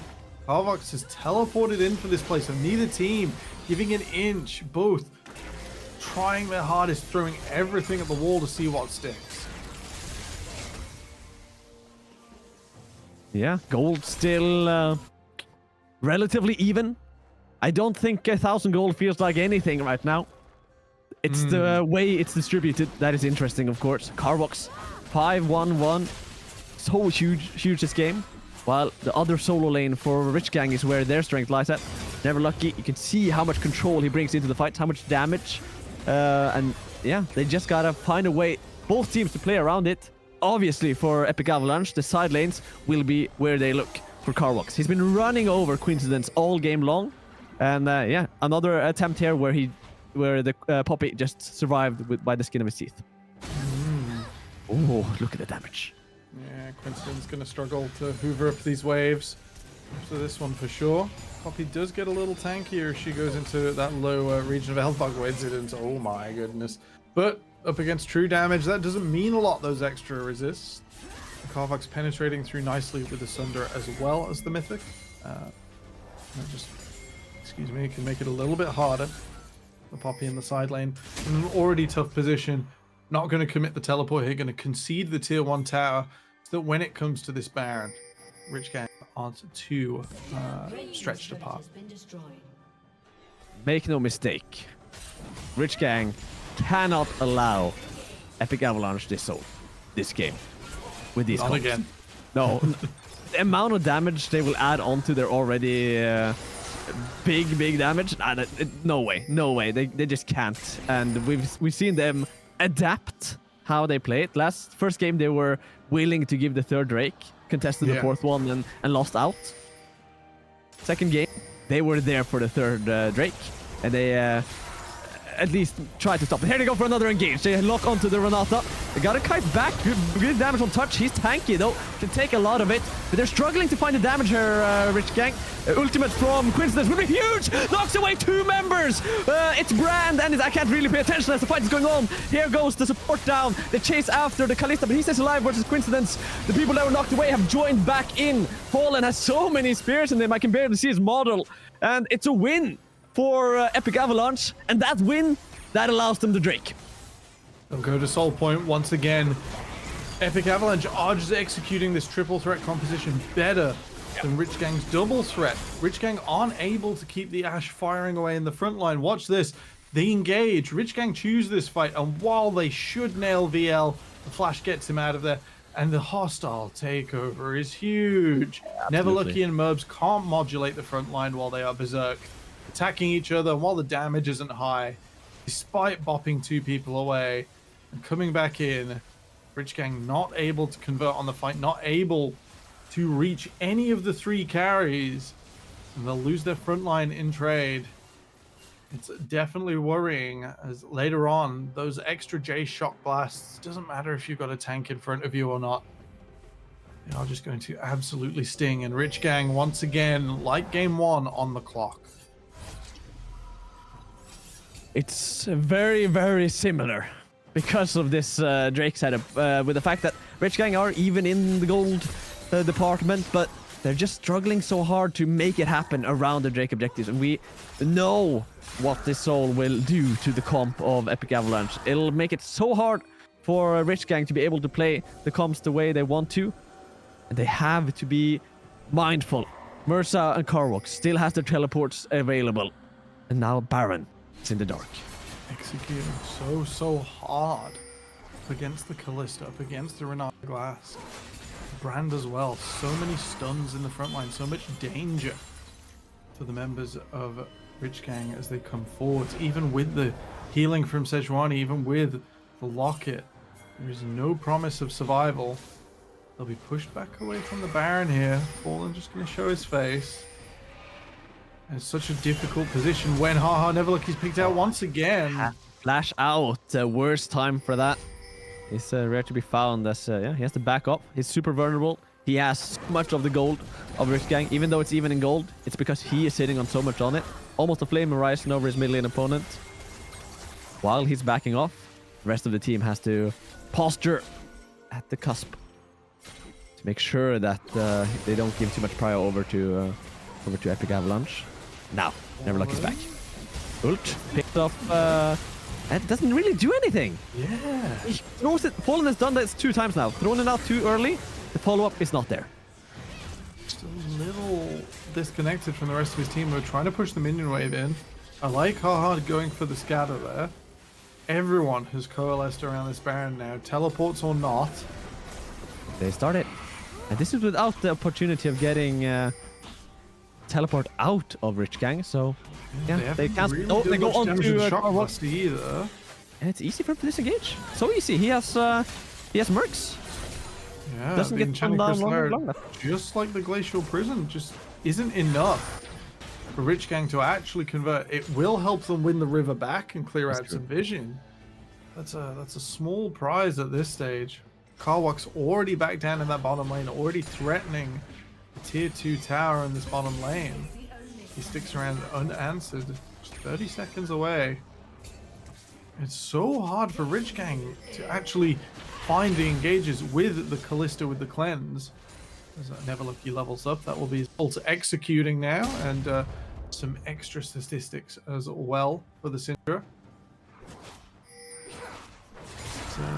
They haven't found the Kalista reliably. I don't even think a flash headbutt from Poppy would be enough, which is normally one of the most reliable engages. We'll have to see if Mr. Neverlucky here can just be a little more fortunate and line up a scatter, else this front to back.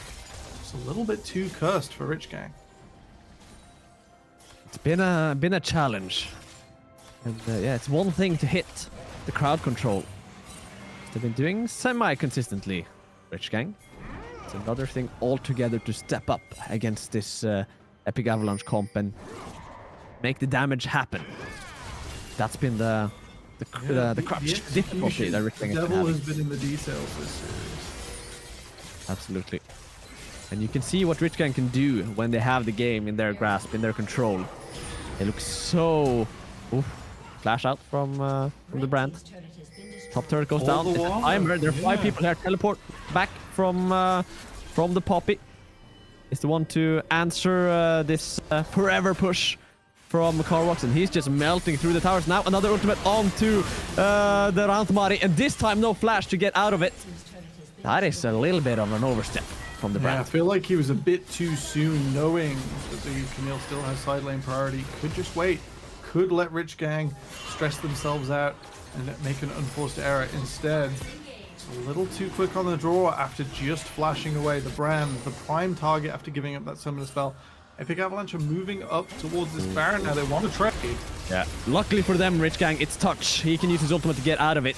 This was a step back play from Epic Avalanche. They know the Drake is on the tap. Take up Coincidence, goes in, goes for the engage. Backline is vulnerable as Never Lucky is ran upon by Carbox, but this is great peeling this time. Fallen might fall to the spears. No, he survived with 1 HP. Carbox so low, gets to jump out again, but Never Lucky is on the hunt. They got what they came here for though, Rich Gang. They didn't want the kills necessarily. They wanted that Drake, and they got it without losing a single member and pushing Epic Avalanche off. Yeah, then Epic Avalanche, no chance of converting that over to the Baron. I say that, they've gone and started the Baron. Rauhan Tamari will do an absolutely colossal amount of damage to this with the Leandries. They know they're coming, they're teleporting contested. Here comes Rich Gang. Engage from Touch gets 3 of them. Crystal Arrow is good, but the Touch is down. They don't have the follow-up. That's the issue. Again and again, the back lane is vulnerable to Bursa as he goes for Never Lucky and Merbs. Merbs goes down. Never Lucky chased down by Farwox, who gets a triple, and he's going to continue to chase. They get a full sweep here, Epic Avalanche, as Rich Gang just again and again struggles to execute. And Epic Avalanche, with an excellent team fight, gets the Baron afterwards most likely, and a full ace to boot. Fallen just holding on for so long, but now his death time is delayed. Will not be back up for this Baron. Touch goes down so fast, and if we watch Coincidence's health bar here as well, absolutely shredded by the combination of Carwox and VL. VL goes down so easy. That is the scatter of the week that 4-4 has been looking for days. And with it, they should be able to get this Baron. They've waited for all members to respawn. The strongest it can possibly be. Maximum duration into these next few minutes. And yeah, Epic Avalanche, the snowball that just kept rolling. Carwox has had such a series of a coincidence just being stuck on tank duty. It's Camille, like the Gwen before it, just doing so much. We're not going to talk about the Yone. To be that menace in the side lane, to overcome and be the pressure draw in the top side. An attempt to get Bursa here. Oh, that's a good CC chain. Long arrow. Makes Mersa's life difficult, but he doesn't have too many members that does damage on him. Might be able to get away here. And yeah, they put 3 members into the equation here, Rich Gang. And they don't get much out of it. They've bought time, a little bit of time. Carwox not farming while he was running up to try and avenge Merza there. So he's maybe 30 seconds wasted. The duo will still push in mid, but without Carwox already in position. Notice he's still just running up on mid. Mervs will be able to farm this, will be able to hold the Avalanche at bay for just a little bit longer. Never Lucky, not present. Avalanche, they know they have opportunity to push with impunity. Nothing to really make it difficult for them. They've seen the fact that, yeah, Merbs cannot play as aggressively on this Ashe. Coincidence can't survive for long when he goes into the fray. And the Fallen, yeah, a lot seems the same for his sake. There they go onto the brand again. Do they have the damage this time? Is that QS used? I think that's a Mikael. Because, of course, it makes way more sense. That's an item that exists. And yeah, they managed to get those abilities out of Rich Gang. And that's a couple, at least 50 seconds where, again, less threats of engage from Rich Gang. They go for the engage again. Oh! Never Lucky. That is a good amount of damage. The brand is in trouble. Coincidence can even take this one down. The fight on the top side still happens. Fallen and Touch and Merbs are dueling versus Carvox and the Kalista. But the brand is staying alive. Touch is taking so much damage from the Kalista and Camille combo. Merbs has been pushed out. The brand alive is just so impressive to me. He doesn't have mana, but he does not need it. And they get out, all of them scot-free. Yeah, Never Lucky and Coincidence not able to interface with the rest of Epic Avalanche there. They needed to stay on the brand, else he'd have just turned around and used one cooldown to twist that fight. On that split front, Rich Gang starting to suffer now, starting to struggle. Thought this might be an easier game for them, just like game 2, but this Camille is an absolute titan in the top lane. Coincidence again.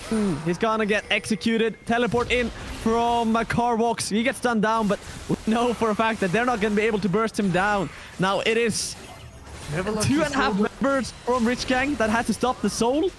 Yeah, that is not happening. Still does a ton of damage. They can still try and get this weapons platform that is the Syndra with the Death Cap, with the Void Staff at this stage.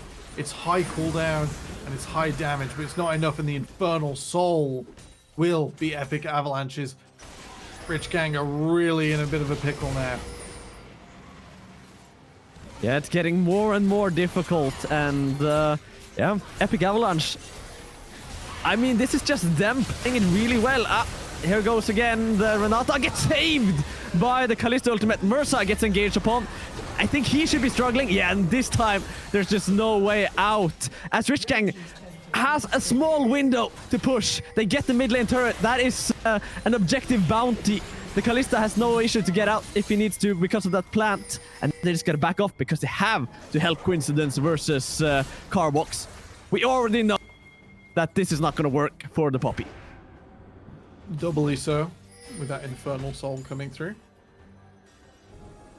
And it really is turning into, you know, I thought, the bot lanes are going to be huge. Murbs, hyper carry performance on Ashe. You know, the 2v2, this Kalista does so much. And while the Kalista does do a lot of damage, this game is quickly turning into Carwax versus Never Lucky. The pride of Norway's mids, I think it's fair to say, is doing so much in this game. If you looked over and this was a bit more even, you wouldn't expect the Syndra QE, just a simple scat of the week, to do half of Carwax's health. Has completed the Moramau Audio, should stand up a little bit better.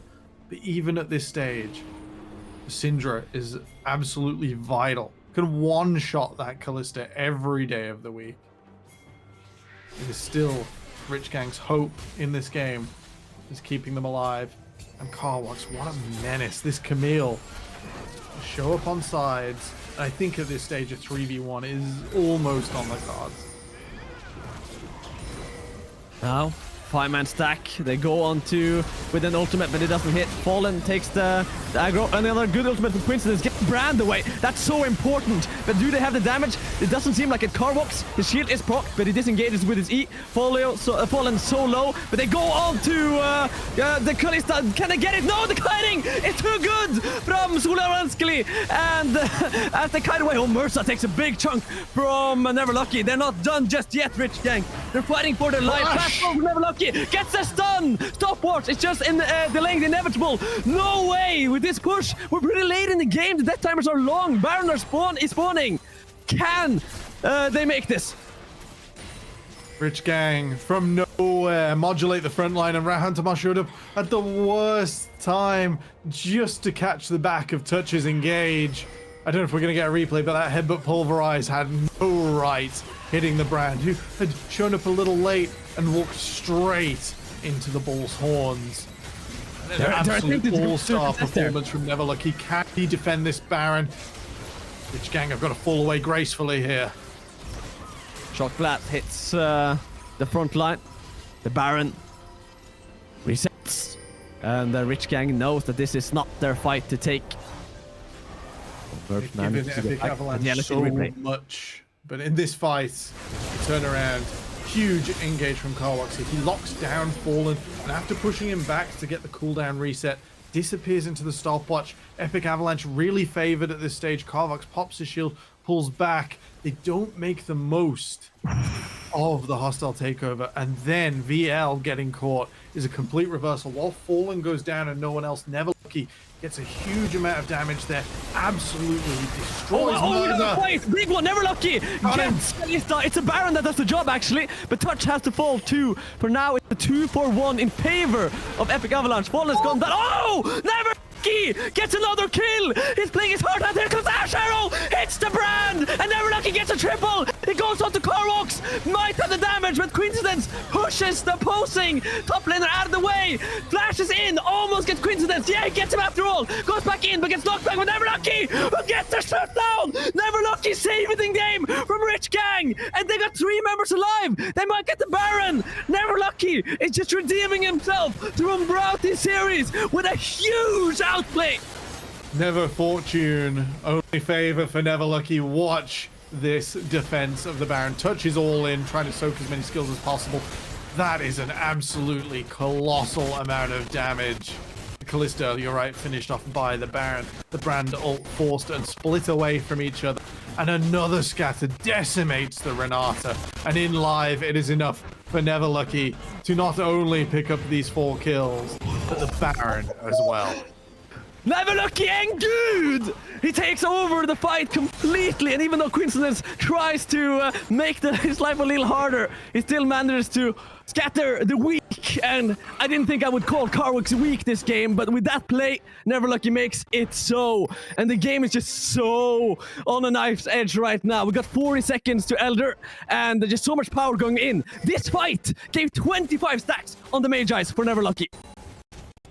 From nowhere, the Syndra full build now, the risk for Rich Gang. They've amassed their mountain of money. For the Syndra, no more room to scale. Boots already gone.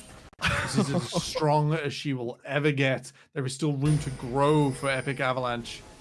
And in the 15 seconds before this Elder Dragon, that won't happen. But if this game drags on, if we have a 45, if somehow we are one of, I think, the first competitive games in the current era to go to 50 minutes, then Epic Avalanche will have grown back, will have stabilized. For now, Rich Gang have to take the fight to them. They have to use their lead. They have to keep Carlox at bay. And they have to maybe just get a little bit lucky. Let's see if they are.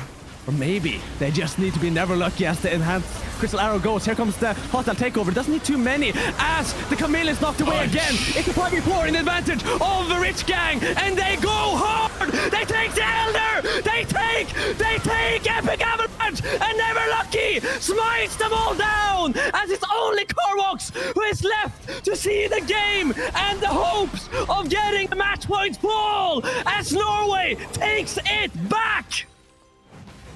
Never lucky, never fortunate, but only victory here as Rich Gang have done it. They have found their way in. They gave up the Dragon Soul. They looked like they were struggling. The patience, the prestige, and the absolute overwhelming, unleashed power of the Norwegian team have found them at match point, a recovery after a rocky first. A slightly shaky third game will not impede them. They dive the tower. The Nexus will crumble. And we're on to game number 4. I cannot say enough. He doesn't need luck. He doesn't need luck. He's never lucky. He's just that damn good. I mean, I also have to commend Coincidence in that last fight. Finally makes himself worse his weight as he picks one of the giants in the games and yeets him right out of there. And the rest of it is just beauty from Rich Gang. And I am almost a little bit sad on behalf of Epic Avalanche because that was their game. They were always on match point. They looked so good. They played it so well. The Camille, but that is the clutch factor inside. that we see. Yeah, and the Kalista Renata had so many great early team fights. They got going where they needed to go. The Berserks held the Syndra, held the Ashe at arm's length, and it bought them so much time, so much space to plow through.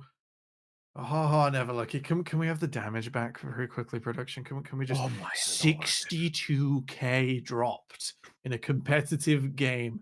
This build is meant to be the utility. This is meant to be the cooldown that then converts to damage. I think Neverlucky skipped a few steps there and just went straight in. What a performance. Rich Gang, you had us all on hooks, but 2-1 the score. Only one more needed, but of course, even though Rich Gang won this one, it was by the skin of their teeth. Epic Avalanche looking so dangerous, so sharp. They know their win conditions, and they made Rich Gang struggle for so long, and it looked like they had it in the bag, but a couple of clutch fights at the end made it Rich Gang's. But I'm not sure at all that we're looking at a Rich Gang victory today, because this one is dead even. And luckily for us, all best EA have to do, even though the mechanical prowess of Neverlucky was the difference in that game, if we just clean up the macro a little bit tighter, you buy more time for this Camille, more time for the Menace in the side lane. It just brings multiple people out, makes that Baron play even more difficult, makes the teleport go further. There is so much more to be had from EA, and they get another chance. The best of fives are the best League of Legends. And we know what we want. We know what you need. And it's more Rich Gang versus Epic Avalanche. That's coming up straight after a short break for Game 4. Be right back.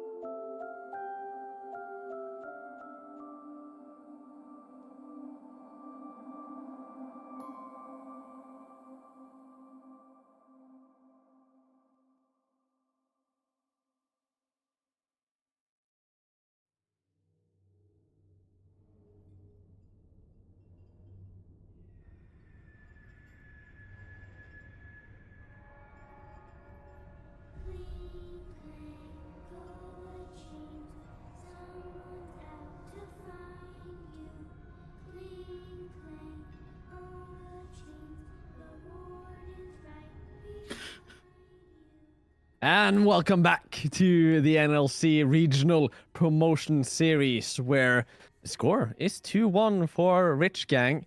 And that only means one thing. It's what everyone is thinking, Temporal. This is the last chance for the anti-Norwegian coalition to stop the complete dominance of the oil nation of Norway. All We right. knew it was going to come to this, of course. But to see humanity on the edge of destruction in this By way. a region that didn't even send their first seed. Just a bit depressing, isn't it, really? Swedes, Finns, Danes, Brits. We gotta try. This is the last hope. This is the last chance. Of You all gotta anyone do it. who You gotta isn't root for Finland. who isn't second seed, third seed, Aurora Cup, Finland. They're everywhere. We're overran. This is it. This is the last chance.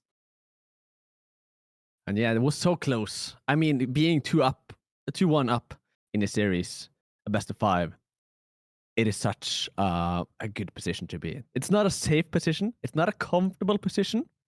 But it's the kind of place where if you have the momentum from last game, let's say we didn't see the goal swing from Epic Avalanche, then it would be a comfortable lead because the last game looked so good for Epic Avalanche for so long. But then, just through the sheer power of not wanting to lose a game, Never Lucky showed up, did 1,620 damage a minute in the last game. Just to touch on that's like a full health bar almost. Yeah, pretty much full health bar a minute. That's crazy talk. I think it was like an absolute refuse to lose, never lose angle. And it was just so tough to see like Epic Avalanche almost run back the game 1. They almost did it. They just didn't quite have the same assassin power. They didn't quite have the setup. But they did get the objectives. That's going to continue to sort of be the way through, I think, for this series for them. Yeah. What I'm most worried about, I think, is how they're going to sort this out in draft. Their blue side, once again, their blue side hasn't looked as convincing as Rich Gang's. And then Rich Gang on R5 have just about done enough to sort of satisfy that response and mean that they are able to play through the game with a composition that works out, with something that has your opponents in mind, even if it is sacrificing Coincidence's sanity in that top lane and making him wait 40 minutes for a clutch Poppy ultimate while like suffering the Camille the whole way through. Yeah, I mean, Carbox, I do not envy him if he loses this series after this performance. It'll, I mean, I hear he's playing a lot of World of Warcraft, and I don't think his next raid would go very well after this. I mean, he would. Hey, you got like an off season of a new expansion of a game you love. That's a lot of fun. You can never turn that down. That's going to be preseason for me in January. Gonna absolutely come out of the gates flying. And then, it's still a great show up if you are still looking for a top laner for next season, or if Epic Avalanche is looking to reaffirm their commitment to their top laner. That is a good show in what is, remember, an off-season tournament. Most leagues around the world have finished, and here at the NLC, we've got this extra treat. It is an extra treat, and yeah, we also get to know that right now we have a little bit of downtime, and it's because we're having a little sub. For reasons unknown to us right now, but it seems like Rahantamari being subbed out for Petoska in the jungle, I assume. Petoska's a fun old player. Do you enjoy? I'm a fan of your work, Petoska. I hope you get to play. I think it's Nocturne. I know you for. Yeah, should be fun. Should be fun. Should be a slightly different flavor of Epic Avalanche. Yeah, it's a top laner, of course, but yes, I think it was top lane Nocturne, and that was a long time ago when that pick was viable. So go figure. I mean, depends. Let's see what it's like. I don't think Carvox is being taken away from the top lane. Yes. He's been doing too well. I mean, it would be shooting yourself in the foot in some sense to take away that strong point against, because he's. I mean, just I understand, of course, the matchups lend itself that way, but imagine doing so well against a top laner at the caliber of Coincidence. It is impressive. It is so as well. Yeah. And on some of his own picks, I think the owner game was more of like, this is the Coincidence special. It's like Unstoppable Force and Unmovable Object all in one unit, which is what he generally goes for with the tanks. It's just very hard to achieve that. And we almost saw him do it against the Camille in the early game, right? The one or two like very low margin plays he took, like the Insect under tower, the flash headbutt, and that sort of thing, that the Camille only just got the trade out of by committing at the right time. So we almost saw a repeat of that last game, and I'd be keen to see what he's going to do again on red side. Absolutely. Yeah, it's going to be fun to see. We're going to spend the downtime a little with some videos for you to watch in the meantime. I mean, it's always fun to see some NLC high caliber production value, as we'll be back with the game 4 in a little bit. Don't go anywhere.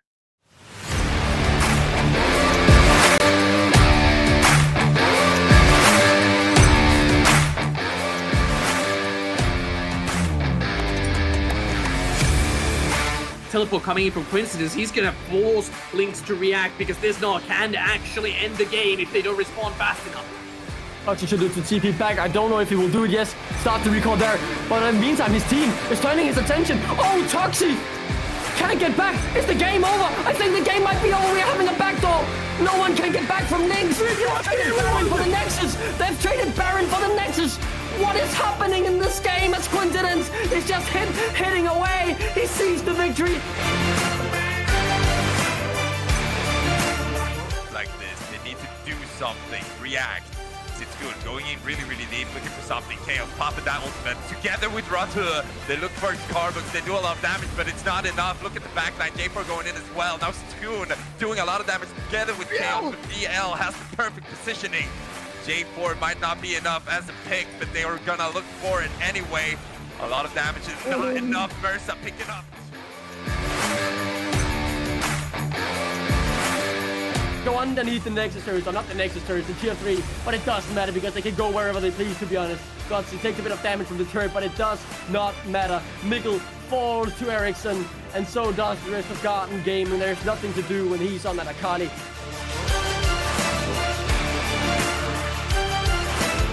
He gets jumped on, no cleanse, no hope. The bailout isn't going to mean a damn thing when you can't hit onto anybody. Ketsuo trying to step towards the front, but he will drop also, and it's as easy as that for the Norwegian squad. Hostile takeover is taking over absolutely nobody, Gamsu.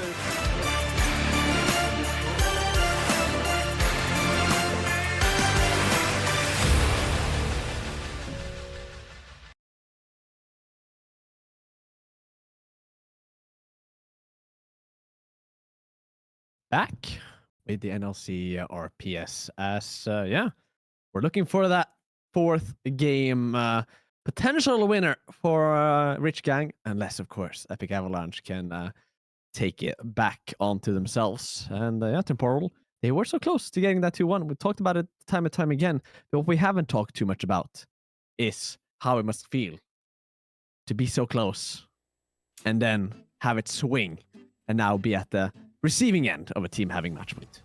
It's really brutal in the 2-1 position as well. You have a lot to overcome, 2 in a row, big ask for Epic Avalanche.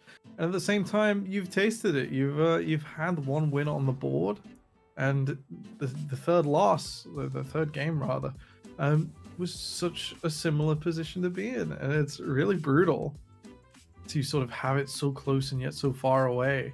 Like, you know, reverse sweeps are just an energy all to themselves. With the 1 win, you haven't got that. You kind of got something to base it off. And it's more frustrating in some ways to have come so close and not know how to convert and have proof that you haven't got it over the finish line. Yeah, and that finish line, so close from Rich Gang. they must be a little bit still from the first game rattled. They've had 2 games now where I would say the opposing team has played better for most of the game. Would we say that they've turned Epic Avalanche into a finish line? Oh, That's that took That's me 1.5 I can't believe seconds. I've just done that. That's horrible. No Renata for the social media manager this time round.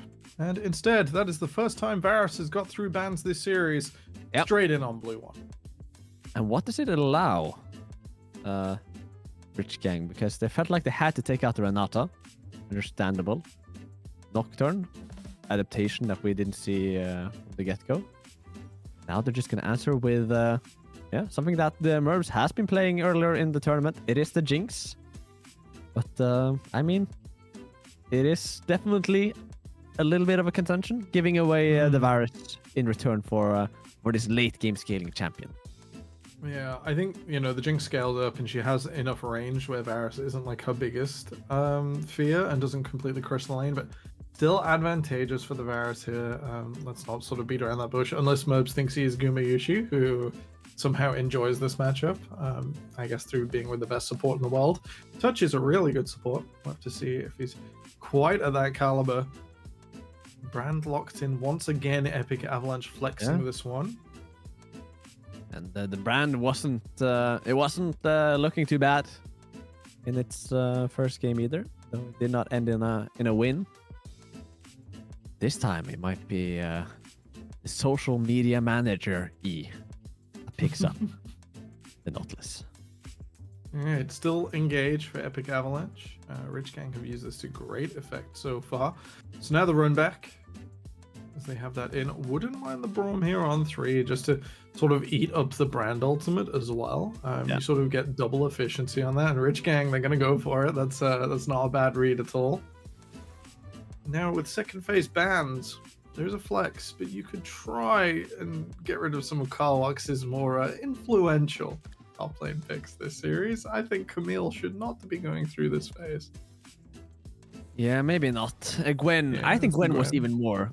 Yeah, absolutely. You had the option to just run into a team fight R3 times, and it's like, the enemy. Where have they gone? And let's, before it becomes a topic, remind ourselves the fact that Mersa also plays brand mid. Yes. So This is not a guaranteed jungle, despite having seen it before. And of course, it wasn't Pitoska playing, as he was just subbed in for Rahan Thamari. Almost correct. I'm going to practice that name forever. The Olaf is out. Very, very fun name. The Olaf gone, yes. So that's actually one I think that's been banned away a few times. So Karwax clearly has an even deeper pool of menacing top laners that require multiple people to answer and require that sort of attention. Karma once away banned. The Zillion gets through this time.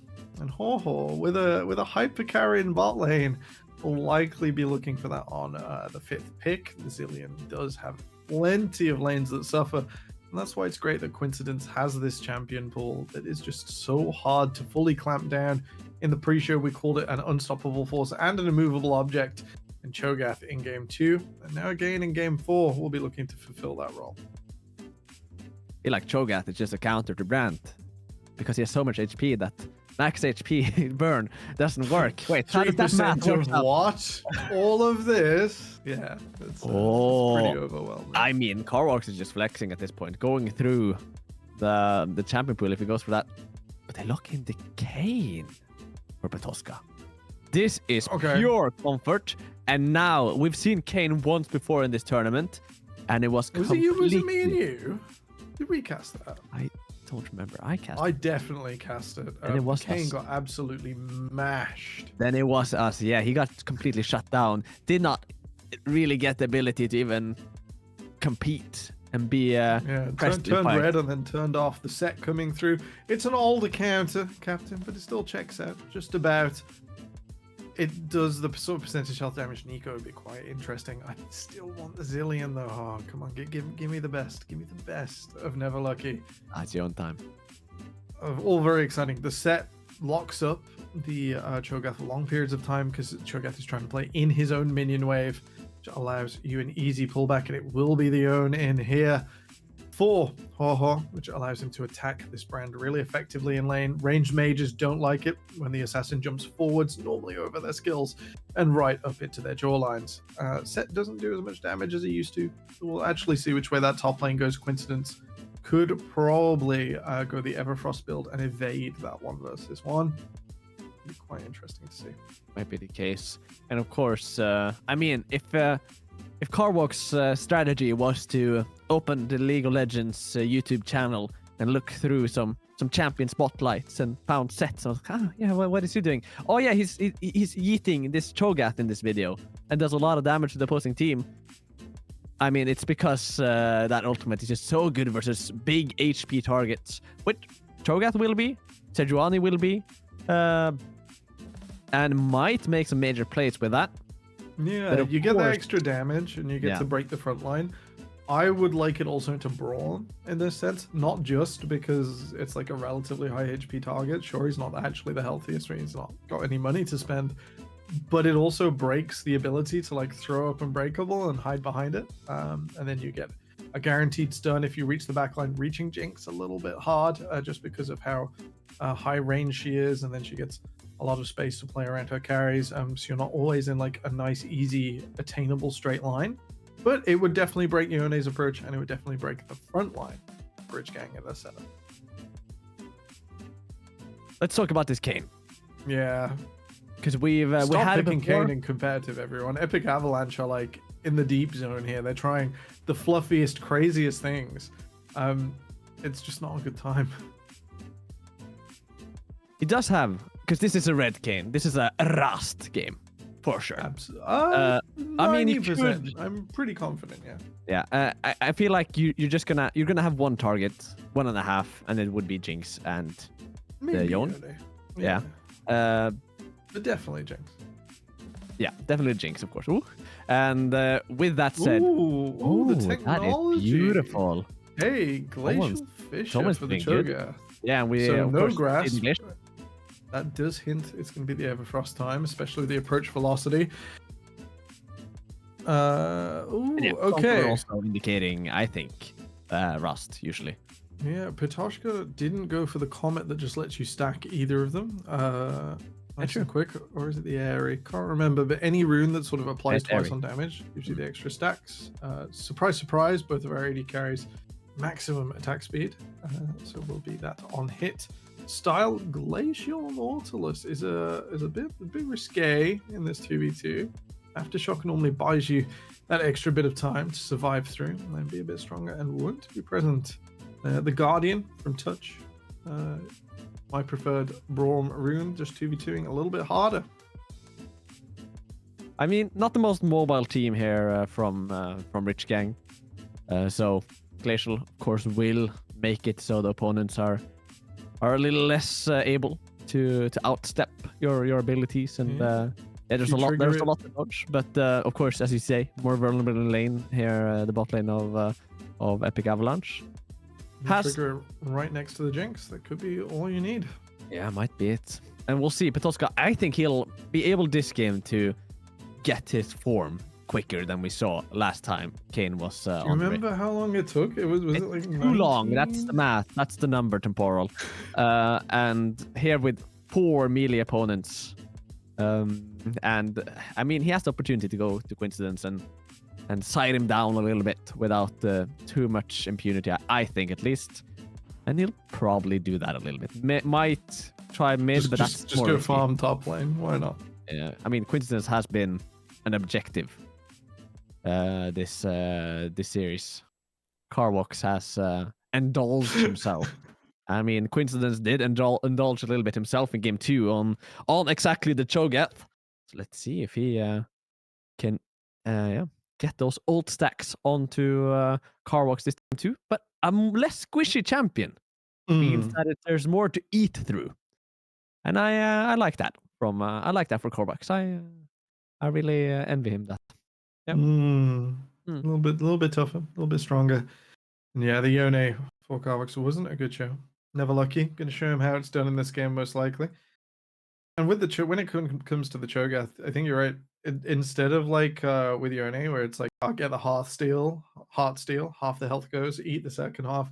It's more like with Set, and especially because I think we're going to see a different rune setup from the Cho'Gath this time, holding him at bay till he's like just above the threshold, finishing it and eating him before the shield comes through, and just like completely wastes the ultimate. It's always a risk versus the Seth.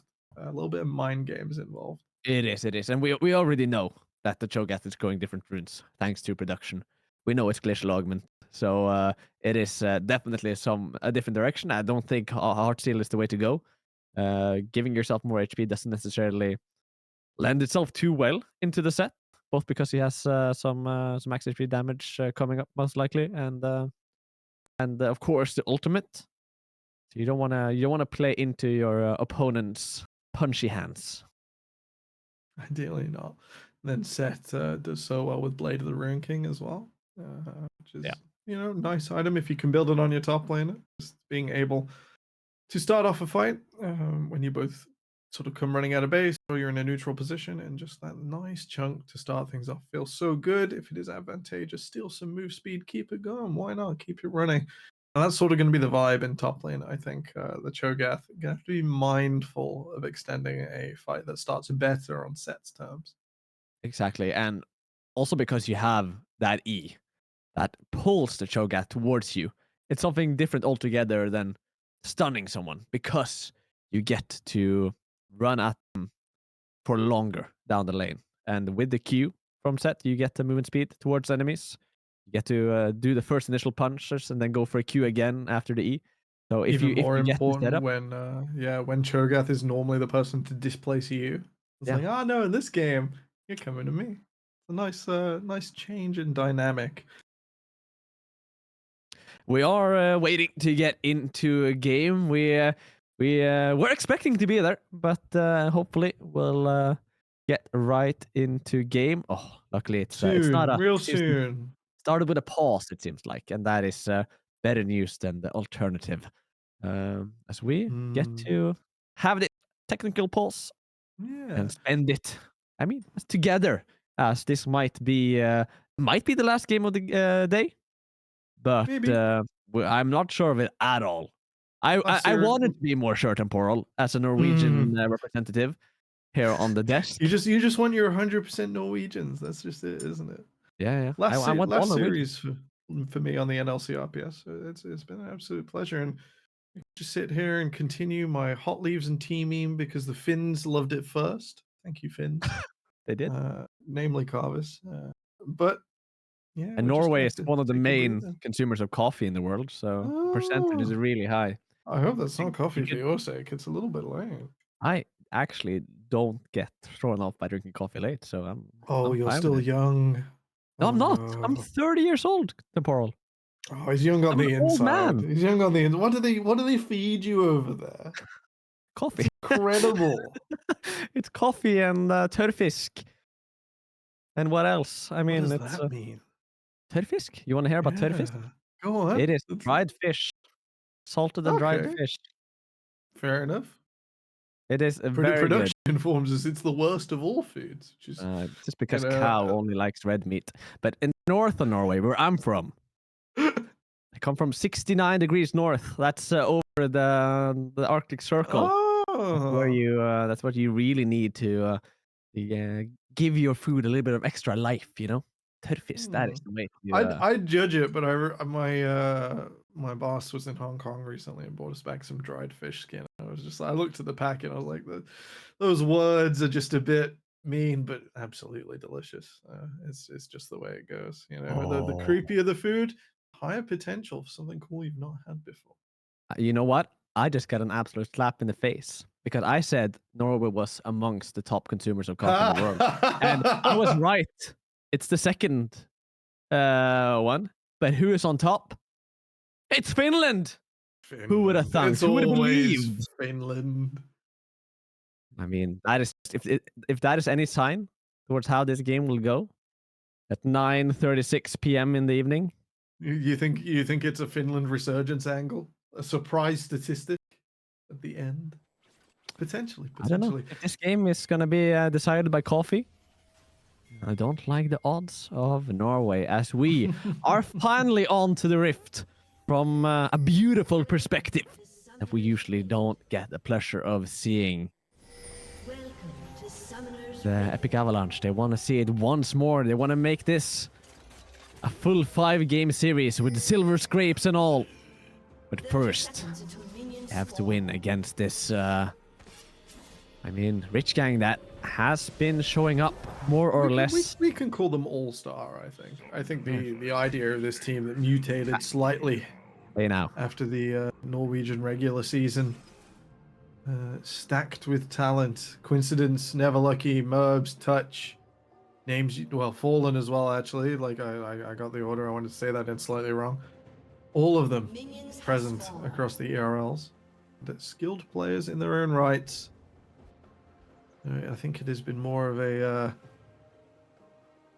huge award, a boon for Epic Avalanche to take games and be competitive indeed versus such a tough roster.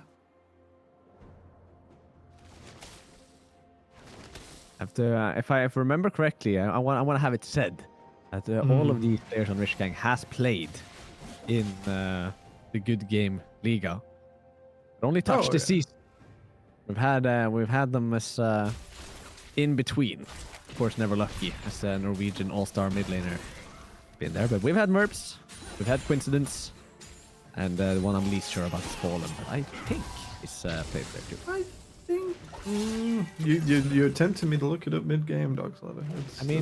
As I said, it's I'm sure about. very confident. Just like Coincidence was very confident walking around Carwalks into that top lane. The ward in Tribush spotted out set. Oh, here they go in the bot lane. Level 2 advantage.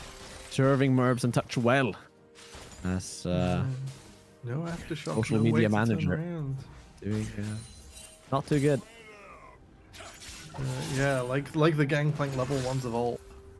The set just a bit of a threat on the top side. Nice and early into the game. Just like Merbs and Touch getting that 2v2 down. Priority is still in top. Carwalks playing to his cooldowns. Not the end of the world if the set goes low. Remember, his health generation kicks up the lower he gets in this extended lane until someone comes to visit. If you're not dead, you're doing just fine.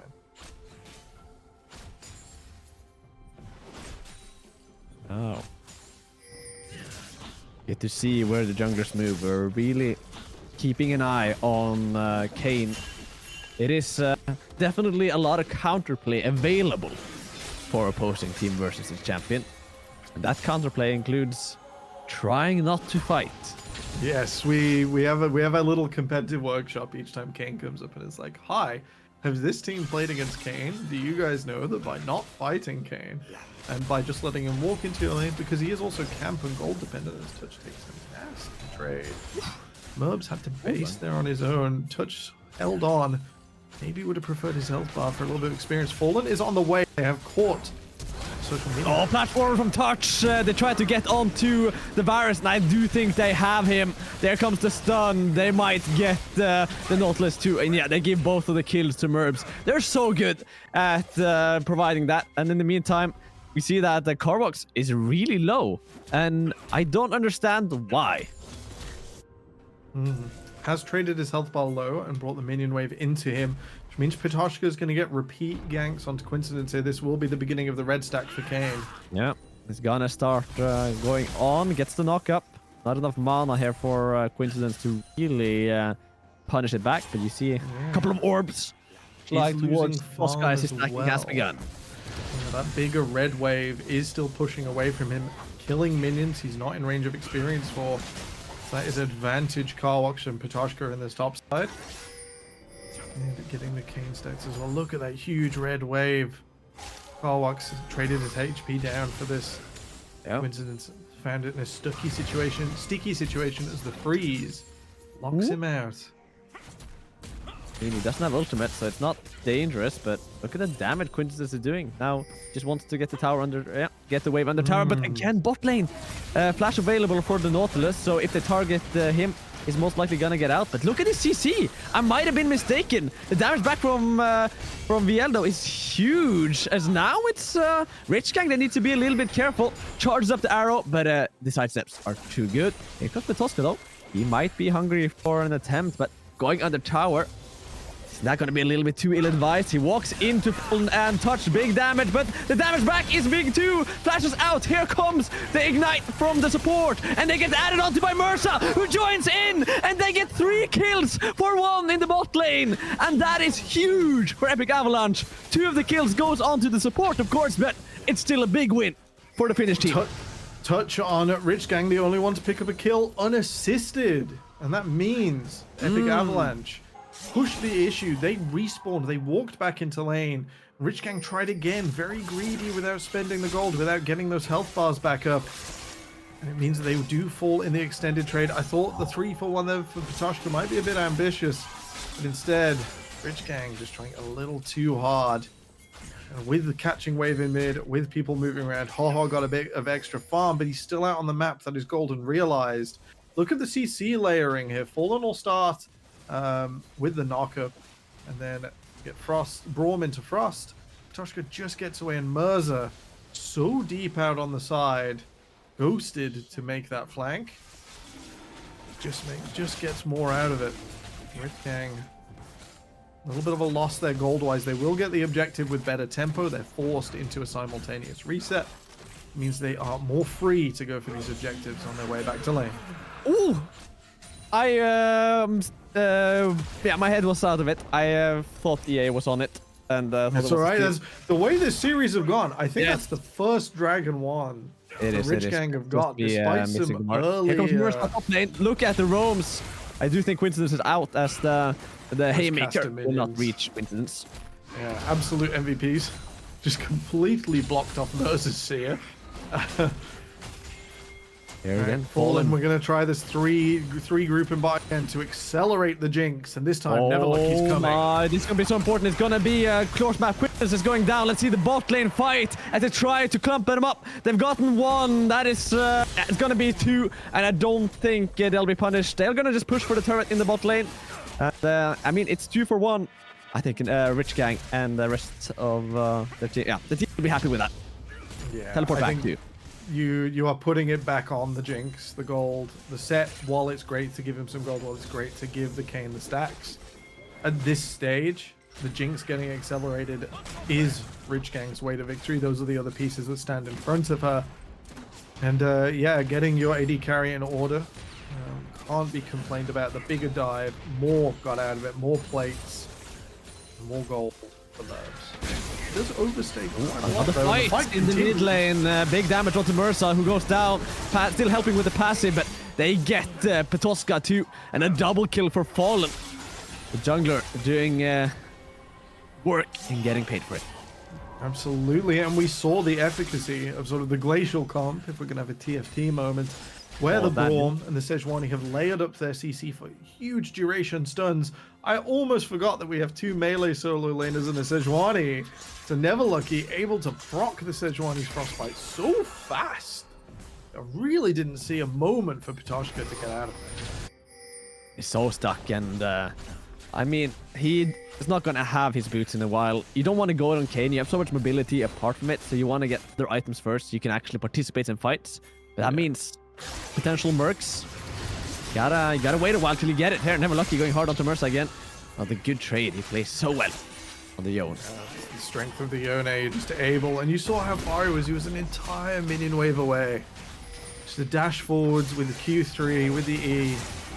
And give Mersa a bit more grief in lane with the ghost backup. He's not in too much trouble. Would like to go for a creative play here, but Patoshka's entire jungle is up. And with numbers advantage, Rich Gang take down the Herald and should transition this back through mid, if I'm not mistaken. That is good sidestep from Mersa. Never Lucky's ult goes short. That would have been a kill. He's still alive. But this mid lane brawl has been doing some good roams. That has been struggling relatively well. Yeah. Does not have ultimate, but does have flash. Here comes in. Charges on. And then no other to jump onto, but look at the damage he's taking. Oh, but that is... here comes Patoshka. He comes to collect. And a huge shutdown as the rocket goes wide, but Never Lucky does not. Patoska wants another one. Never Lucky, he really have to outplay to win this. Conqueror is stacked, ultimate onto him, and I don't think there's any way out of this one. Shielding is helping. Flash out, Q hits. Oh, he actually gets out. Patoska just playing it slow, wants to wait. Q hits, goes back in. Shield on Never Lucky, and the knockup makes it. What an outplay from the Norwegian mid laner, and what a way to stop Patoska in his tracks. I think with the red buff as well, just waited for that cone, that effect, that shield in the 1v1. Oh, absolute patience pays off. And while Patoshka gets more stacks, and did get a shutdown there onto Fallen, DL having to flash away. Yeah, and here comes Fallen. This time he has ultimate. They go straight in onto the virus. And meanwhile, the Nautilus is done. Flash out though.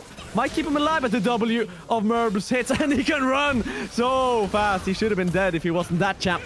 But he is. But here, low HP again. They gotta give away Fallen. And Patoska is gonna pick up that kill most likely. As long as they're not too greedy. He's already Red Kane. That is a lot quicker than last time. That rocket. What happened with that rocket? I think it hit. Let's break down this 1v1. So, hugely advantaged for Patoshka.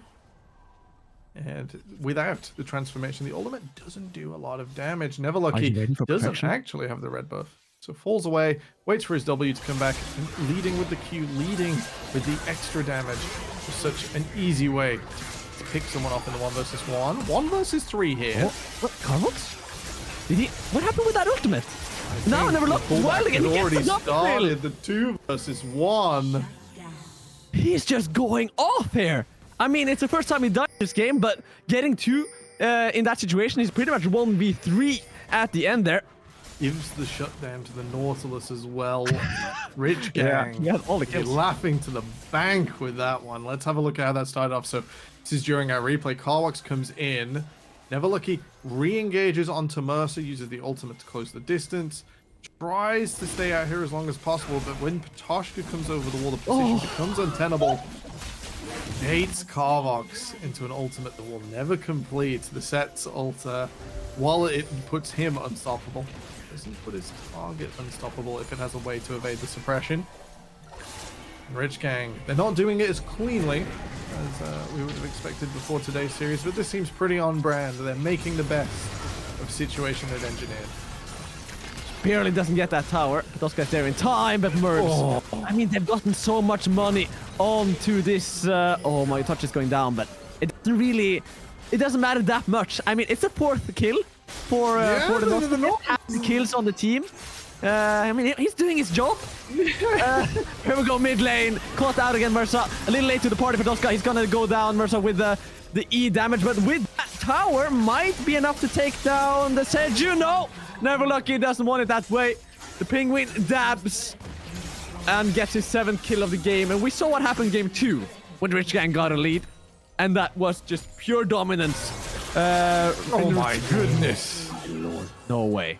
This is not fair. He's always What got are they Q3. Someone check him PC.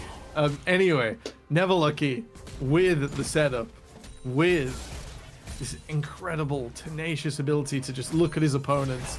See that? Oh, there's an angle. Here we go for this. Yeah, flash out from Coincidence. It's quick. He doesn't take that tower damage extra, but also means that there are opportunities for outplay here for Coincidence. Here comes Touch. I mean, Silence is good. The Haymaker is big. Let's see if we can get out of it. That's the jump. Dinner time for Coincidence in the top side. Holds the fight till his Jack Show becomes enabled. Drains a bit of health off. Holds out for his ultimate. And with Touch up there to secure. That is Rich Gang taking takedowns in all 3 lanes in the last 2 minutes. I think they are well and truly enabled. This Varus ban that had been upheld through the series. Not enough of a turnover to help the Avalanche come forwards. Not an epic today. I think at an 8-1-3 Yone in mid for Never Lucky. At a 6-1-2 Jinx for Merbs. Rich Gang just gonna be so strong in this game. I presume really are an epic Avalanche just won't want to engage with them, but maybe I'll be surprised. I mean, it's just so difficult. Never Lucky doesn't know how to chill. He's just going ham. That ultimate hits, but it doesn't really do anything for Mersa. Doesn't get to bounce, and Tuska has to run away from his own jungle, despite Never Lucky not being there.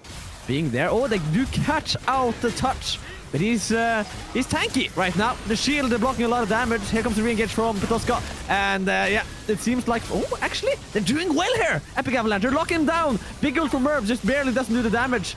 Fallen is tanky, but not tanky enough. As VL gets himself a kill, Never Lucky.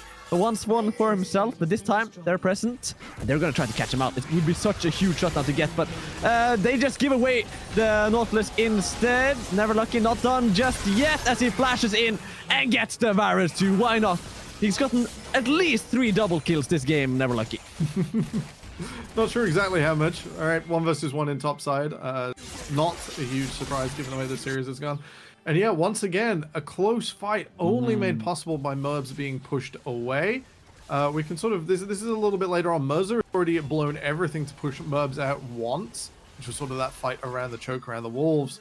And then on the re-gank, on the redo, able to make it happen. Coincidence pushed into tower, Carwox taken down, but the tower had ramped up too many shots. Is it Coincidence isn't able to tank it just yet.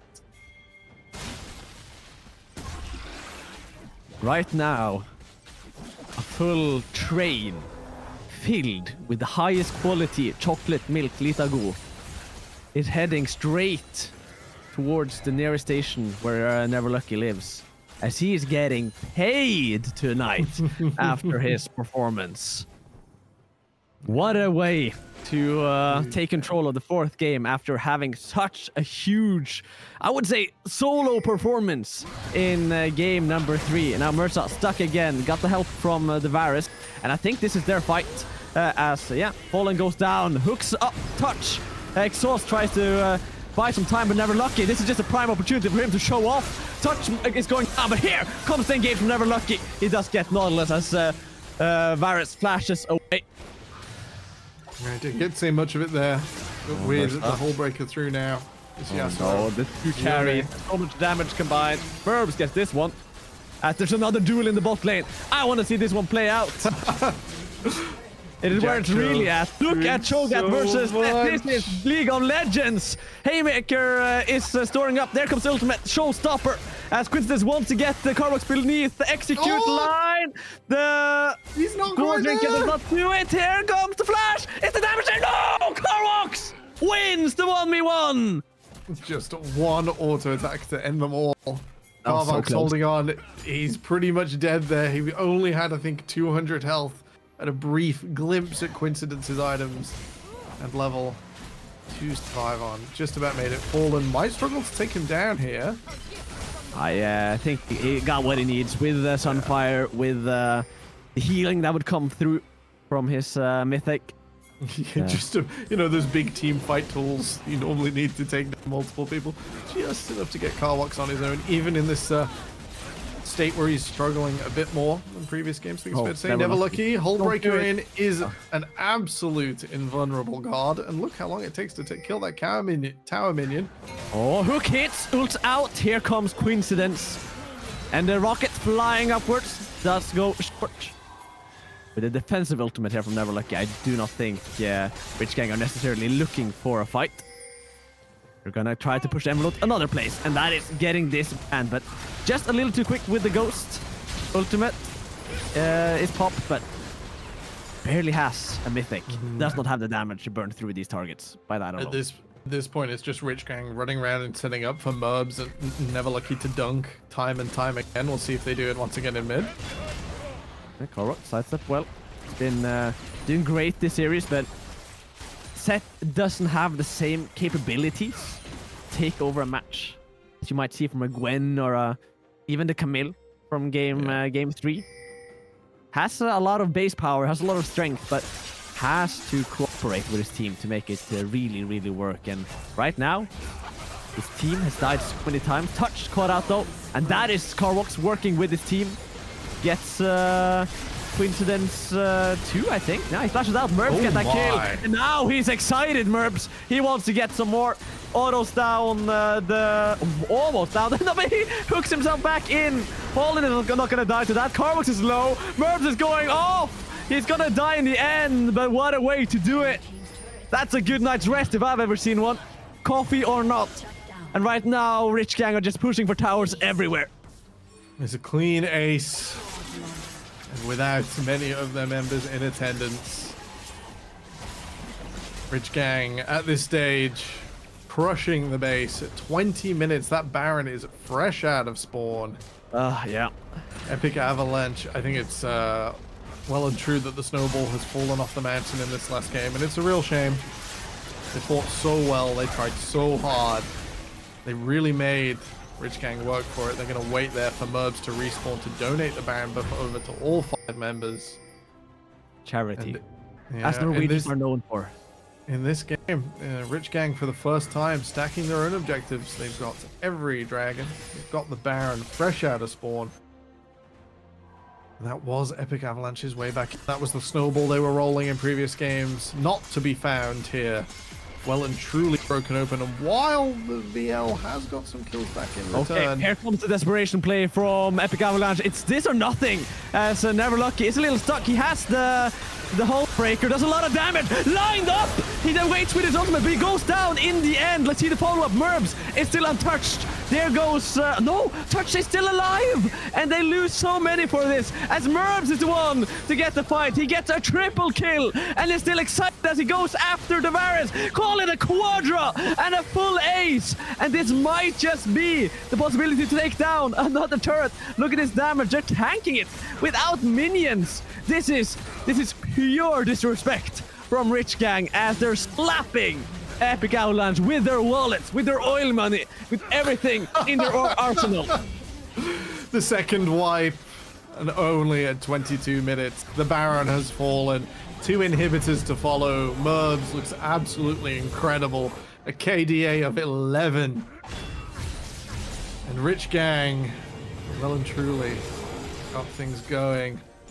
15,000 gold, and we'll see it spread across the players down at the bottom.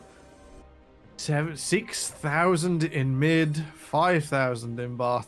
Top as even as you like. Even 3,000 for Fallen Sejuani. A huge deal. Rich Gang, they've got all the right money. They've got in all the right places. Coincidence will not let up as they run forward and re-engage. Yeah, this is a donated Nautilus. You know, Norway developed the equipment needed for deep sea drilling and oil taking, and the Nautilus is found exactly where he's supposed to be. And now they're pushing forward with low HP bars, but they have the confidence to do it, and that for good reason. Merbs are Never Lucky nearby. Fallen dashes forward. The last tower standing behind the last inhibitor. And if this goes down, how do you defend your base? Merbs has no chill. He just autos away. Potoska gets a knockup finally. Never Lucky looking for the kill, so they don't get it just yet here. But they already pushed back Epic Avalanche. And now the last Nexus turret standing between Europe, Nordics, and Norway. It's a battle that was meant to be, and the battle is for now Merbs to be taken. He gets a triple kill. Yeah, Never Lucky doesn't want it to be a quadra, and this last game, it was never really in contention. Never Lucky wanted to win, Merbs wanted to win, and what else do you need? As they're standing in a parade, Nexus will fall, and Norway will have taken complete dominance over the NLC Regional Promotion Series. Congratulations to Norway. They have done it. Rich Gang will find themselves in the NLC Division 2 next split in spring. Congratulations. A long fought victory, and yeah, not something you'd expect when you say, "Oh yeah, they're just a Norwegian team." That's all right. They didn't beat DMG in the finals. It's whatever. It's whatever. Instead, complete domination of the regional promotional series, and well fought. Og det er bare typisk norskt å være god, Temporal. I asked you to teach me some of this stuff earlier. I've not got a single idea what that means. You don't very know. British of me. Hvis du vet, så vet du. Og det er alt du trenger. Twitch chat, you're gonna have to help me out. No, we don't need it. congrats to Rich Gang with a spot in the NLC second division. Well deserved, and they'll face either the Norwegian powerhouse Pose in the final, or of course the Norwegian powerhouse Lazy in Life in the final. So many choices to choose between, and we see it here again. Of course it's Merbs, of course it's Never Lucky, and yeah, we're just having a blast here. Colossal amount of damage. I think Never Lucky didn't even have to go to the refuse to lose zone in this game. I didn't. Didn't have to push it through and force. Instead, it was enough. For Rich Gang, after a few warm-up games, I must admit, maybe didn't come firing out on all cylinders in game 1 and 2. This was their game to lose. And Epic Avalanche stood up the best they could, but I think by game 3, a little bit broken and a little bit suffering under the incredible weight of Rich Gang. But I want to commend Epic Avalanche. Yeah, I they think did incredibly well today. Great today. They were the underdogs. I know a lot of Finns don't want to admit it, but this Rich Gang squad would be the favorite in pretty much any matchup throughout the group stages up here until in the playoffs. And they had a great game 1, Epic Avalanche. Game 3, so close. It was there to win. And of course, this 4th game, it was a little bit of a stomp, but they gave it their all. And I think all Finns and Epic Avalanche has every right to be proud of themselves. Indeed. Coming through a surprise victory over Sweden as well. Just the Finns could not be stopped until they came up against this sort of immovable object that is Rich Gang. And thinking back, it really was the objective stacking. It was just League of Legends one piece at a time, even when the macro wasn't theirs. And the Avalanche, they stayed the course. It just wasn't quite enough. And someone we can ask about how it wasn't quite enough. I believe we have Rich Gang's head coach, Dan Holt, joining us. Hello, hey guys, how you doing? Well, I'm happy. And I spot the Norwegian too. Dan Holt, congrats with the place in the final, and of course, second division NLC. How did you feel from a coaching perspective to see this victory? Yeah, really nice. Like 3rd time qualifying for Div 2, which is really nice. This one was by far the least amount of work, I think. No, not on the opponents, just on the mentality of our players. We turned up 10 minutes before games and played, so there was no scrims, no a little bit of draft prep. So my accusation of warming up in game 1, maybe not too far off the mark. Oh yeah, for sure. Like that's what the players were talking about. They were like, "Oh man, that was the warm-up game. That was the warm-up game." But yeah, well played to Avalanche. I think you just were speaking about the dragon stacking, and I think they were unfortunate, and then the last game's really, really unfortunate where they have to have a sub. So it's a bit unfortunate to that it wasn't, because all the games are really close apart from that. And I think at one point I said to the guys, "Hey, did you know that they've got 12 out of the 14 dragons available so far?" Just a few. My first question, Dan, is going to be about you. It's been a long time since we were both in the UK, like a long, long way away. How has the coaching arc sort of gone from there to here? How did you go from being up against washed self in the UK division to sort of here? What was your progression, and what is your favorite thing about sort of the greater NLC ecosystem so far? I feel like that's only a long form question answer. I'm not sure. You can just slander someone. That's the quick answer. But I mean, obviously, I was at Verdant, been at Verdant for 2 years. I'm still chatting to them about 2024. But yeah, I mean, this off season, I just went and coached whoever I could coach. So I coached in OEMA, One Man Army in Elite Series, and then helped them out a little bit, and then Touch brought me over to this one. I don't like particularly off seasons, so coaching as much as possible is really good. But yeah, it's he said, "I've got this roster. Do you want to come coach?" And I was like, "Yeah, sure." That's kind of how I ended up here. But yeah. And how's it been to coach this? We call it a little bit of a star team. Is there a lot of ego? Is there a lot of individual needs in this kind of? You can't call them stars. Like that will just feed them too much. Like no, that's not Like, allowed. know your players.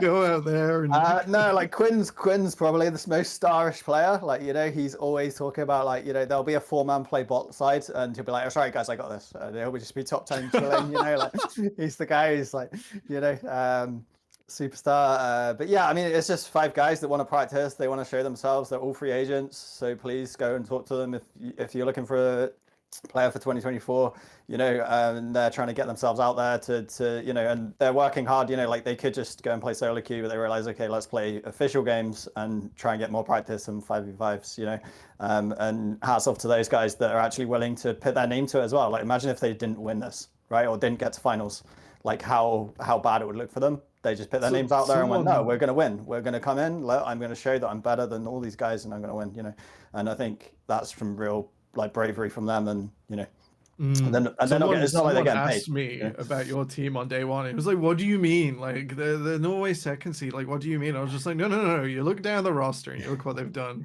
since then. It's just like there is more risk here, because if these players don't win this tournament handedly, that is an incredible risk, especially with off season going on, especially with anyone they're talking to right now watching, and to show up in such a big way, stylishly. Really big. So 5 free agent players and a free agent coach. Yeah, and a manager as well. Kaya is also managing, so he's free agent. Ethan, you're still doing it. You're still putting together these Magic rosters. For you, for the rest of the tournament, what's your view on Chaos? What's your view on the teams you've played so far, and the other semifinals still to come? I think generally the competition has been so strong, right? Like, I think watching this tournament versus watching like Aurora Cup, and it's I feel like this is almost as strong, if not stronger.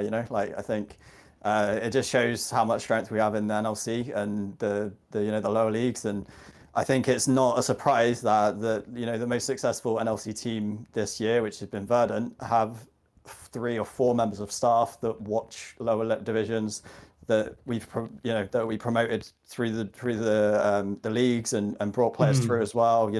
And people like Nick, for instance, who was in Div 2, Tom Kick, right? Like how well did he do first split in NLC? And I think that comes from watching these games. And if you're not watching them, you should be, because this is where like the future is. And you see today, like the top lane we played against today is. As far as I'm aware, he's a monster. It's like, where did he come from? It's like, wow, okay, this guy, the game 1 particularly, that's not a rookie performance for sure. Like that's so. No, Carwox, an upcoming star, and it's just such a great thing to like celebrate the individual regions and then them coming together. I think we've all really missed it in this tournament, highlighting it and celebrating it to such a high level. I'm glad you're enjoying it. I'm enjoying it. I think the people in Twitch chat have been enjoying it, and anyone watching at home. Dark Slater, any more questions? Because that's all from me. I mean, I'm in general very satisfied with the answers, and you're of course part of this. I mean, do you as a coach feel the same as us in terms of the regional rivalries? Because this RPS, I feel, is a celebration of the Nordics against each other. And right now, of course, Norway's had its dominance, but there's been so many fun storylines going on all across the tournament. Is that something that the players are feeling too, and especially you as the coach, with your nationality? I think some of the players, yeah, for sure. So like Touch, for instance, Norwegian champion like 7 times or 8 times or whatever. He's Mr. Telly, he's Mr. Norway, right? Like, it's so some of the players really are like, and he wants to bring it home for Norway. I think some of the other guys maybe not so much, but I think it makes great storylines, right? And it's far better than some of the storylines that we see, that we're trying to create. Like, it's really easy to make, and I think it's really good for NLC and creating those stories, creating the fans as well, like, and getting them in the Twitch chat. I think, and the memes and stuff, like Middle Cosby the other day is hilarious. The British memes are fun. It's a real shame we didn't go deeper. So yeah, well, maybe they can, like, we've got Kaya, we've got me, there's 2 British guys, maybe we can be the Rich Gang. We got 2 Swedes, 2 Norwegians, and 2 Brits. It's a shame the Brits aren't on the pitch proverbially, but hey, it is what it is. Maybe they can come support us, make some memes for us. Yeah, we'll see who the British back up because right now, of course, we'll look at the end of the tournament with happy eyes. I assume that winning the tournament is the goal for Absolutely, these guys. like right. This NLC2 stuff is really important, but what really matters is like crushing your enemies and a first place trophy. That's always going to be number one. So I think it does, but like I always think winning is matter. Like it doesn't matter for me. Like any game that you play, you have to like play to win. Otherwise, what's the point, right? Like like you should always be playing to win. But like the end of the call, just a minute ago, makes me sound like maybe it's a bit of work to make sure that we actually play properly and like actually try and win these games. And I think it obviously depends on who wins on the other side, but there's going to be a really strong team. And, like we lost against Bloodline, we lost against Game today. It's like, all the games are being close. It's not like we can just turn up and win, like we have to actually put some work in and play properly, So hopefully that'll be enough for them. They're like, okay, yeah, I'll actually play because it will be competitive. And I'll summarize that as you promising us a proper banger in the final, Stan Hall. Thank you so much for coming in, and again, congratulations with your victory here in the semis, and good luck in the final. Thank you very much again. Massive respect to opponents today. I think they do really well. So thank you very much for the interview, guys. Have a great day. Cheers, Dan. Lovely to see another UK face still in the tournament. Absolutely. So well in recent years. I'm bringing up the important point that there's just a table of goodies here in the NLC RPS. Sign them up. There's so much talent that resides in this level of play. Unexcavated. But we'll get ready to go, raw, unpolished. Polished, indeed. Real top lane in this series. Anyway, Dogsledder, my new cousin from across the ocean, we've got some predictions. And while we both got the series right today, Avalanche in game one, just enough to put us behind at Tebs, Zlepa. It's the Finns coming, the Finnish predictions at least coming up strongest in the prediction table. And no, Temporal, where are you? I'm in the mud. That's where I am. I mean, you're even with there's no tied second place, I guess. But I mean, he's no, the score. Yeah, the score is still higher for. Still 27 each. The score is the tiebreaker. Very upset that Zlepa has overtaken me. I'll be sure to pip him tomorrow. I'm sure. And of course, I'm lost here because my strategy is to vote Norwegian.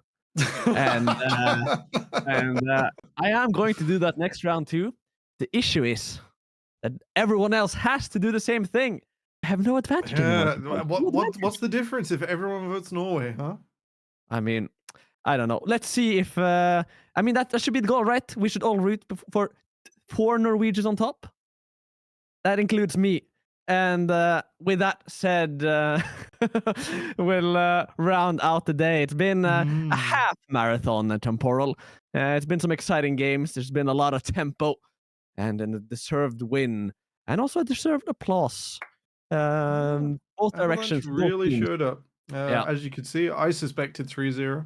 A little bit of a warm-up in game one. Does mean the 3-1 came to pass. And Epic Avalanche, your season might enter.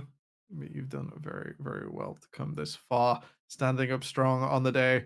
Well done once again to Rich Gang, the recipients of a place in the finals and the NLC Division 2 slot. Dogsledder, it's been absolutely magic to be back on the NLC for this regional promotional series. That's it from me for this tournament. But you best all keep watching because I believe you're back soon. I am, because of course I get the joy to go into the all Norwegian lineup. Chaos versus Late in Life. It's coming up on Thursday, 18:00, as always in these semis, and it'll be a best of 5. It's one I've predicted to be 3-2. To give you a little spoiler. Don't use that. Let's spoil something else. What did I say? Because I'm sure we got it different. I'm sure, but it's because that's my way of voting double Norwegian, right? I did Chaos 3-1, so maybe I'll catch you up. Yeah, we'll see. It'll be an exciting game for sure. These teams have been, and it's there. These pretty much these comps, and by comps I mean the players have been playing in Good Game League against each other. So this is different. Finally, we get a proper Good Game League clash to see who gets the final spot in the NLC second division and the opportunity to face which gang in the finals. We'll see you then. For then, thank you for today. Good night.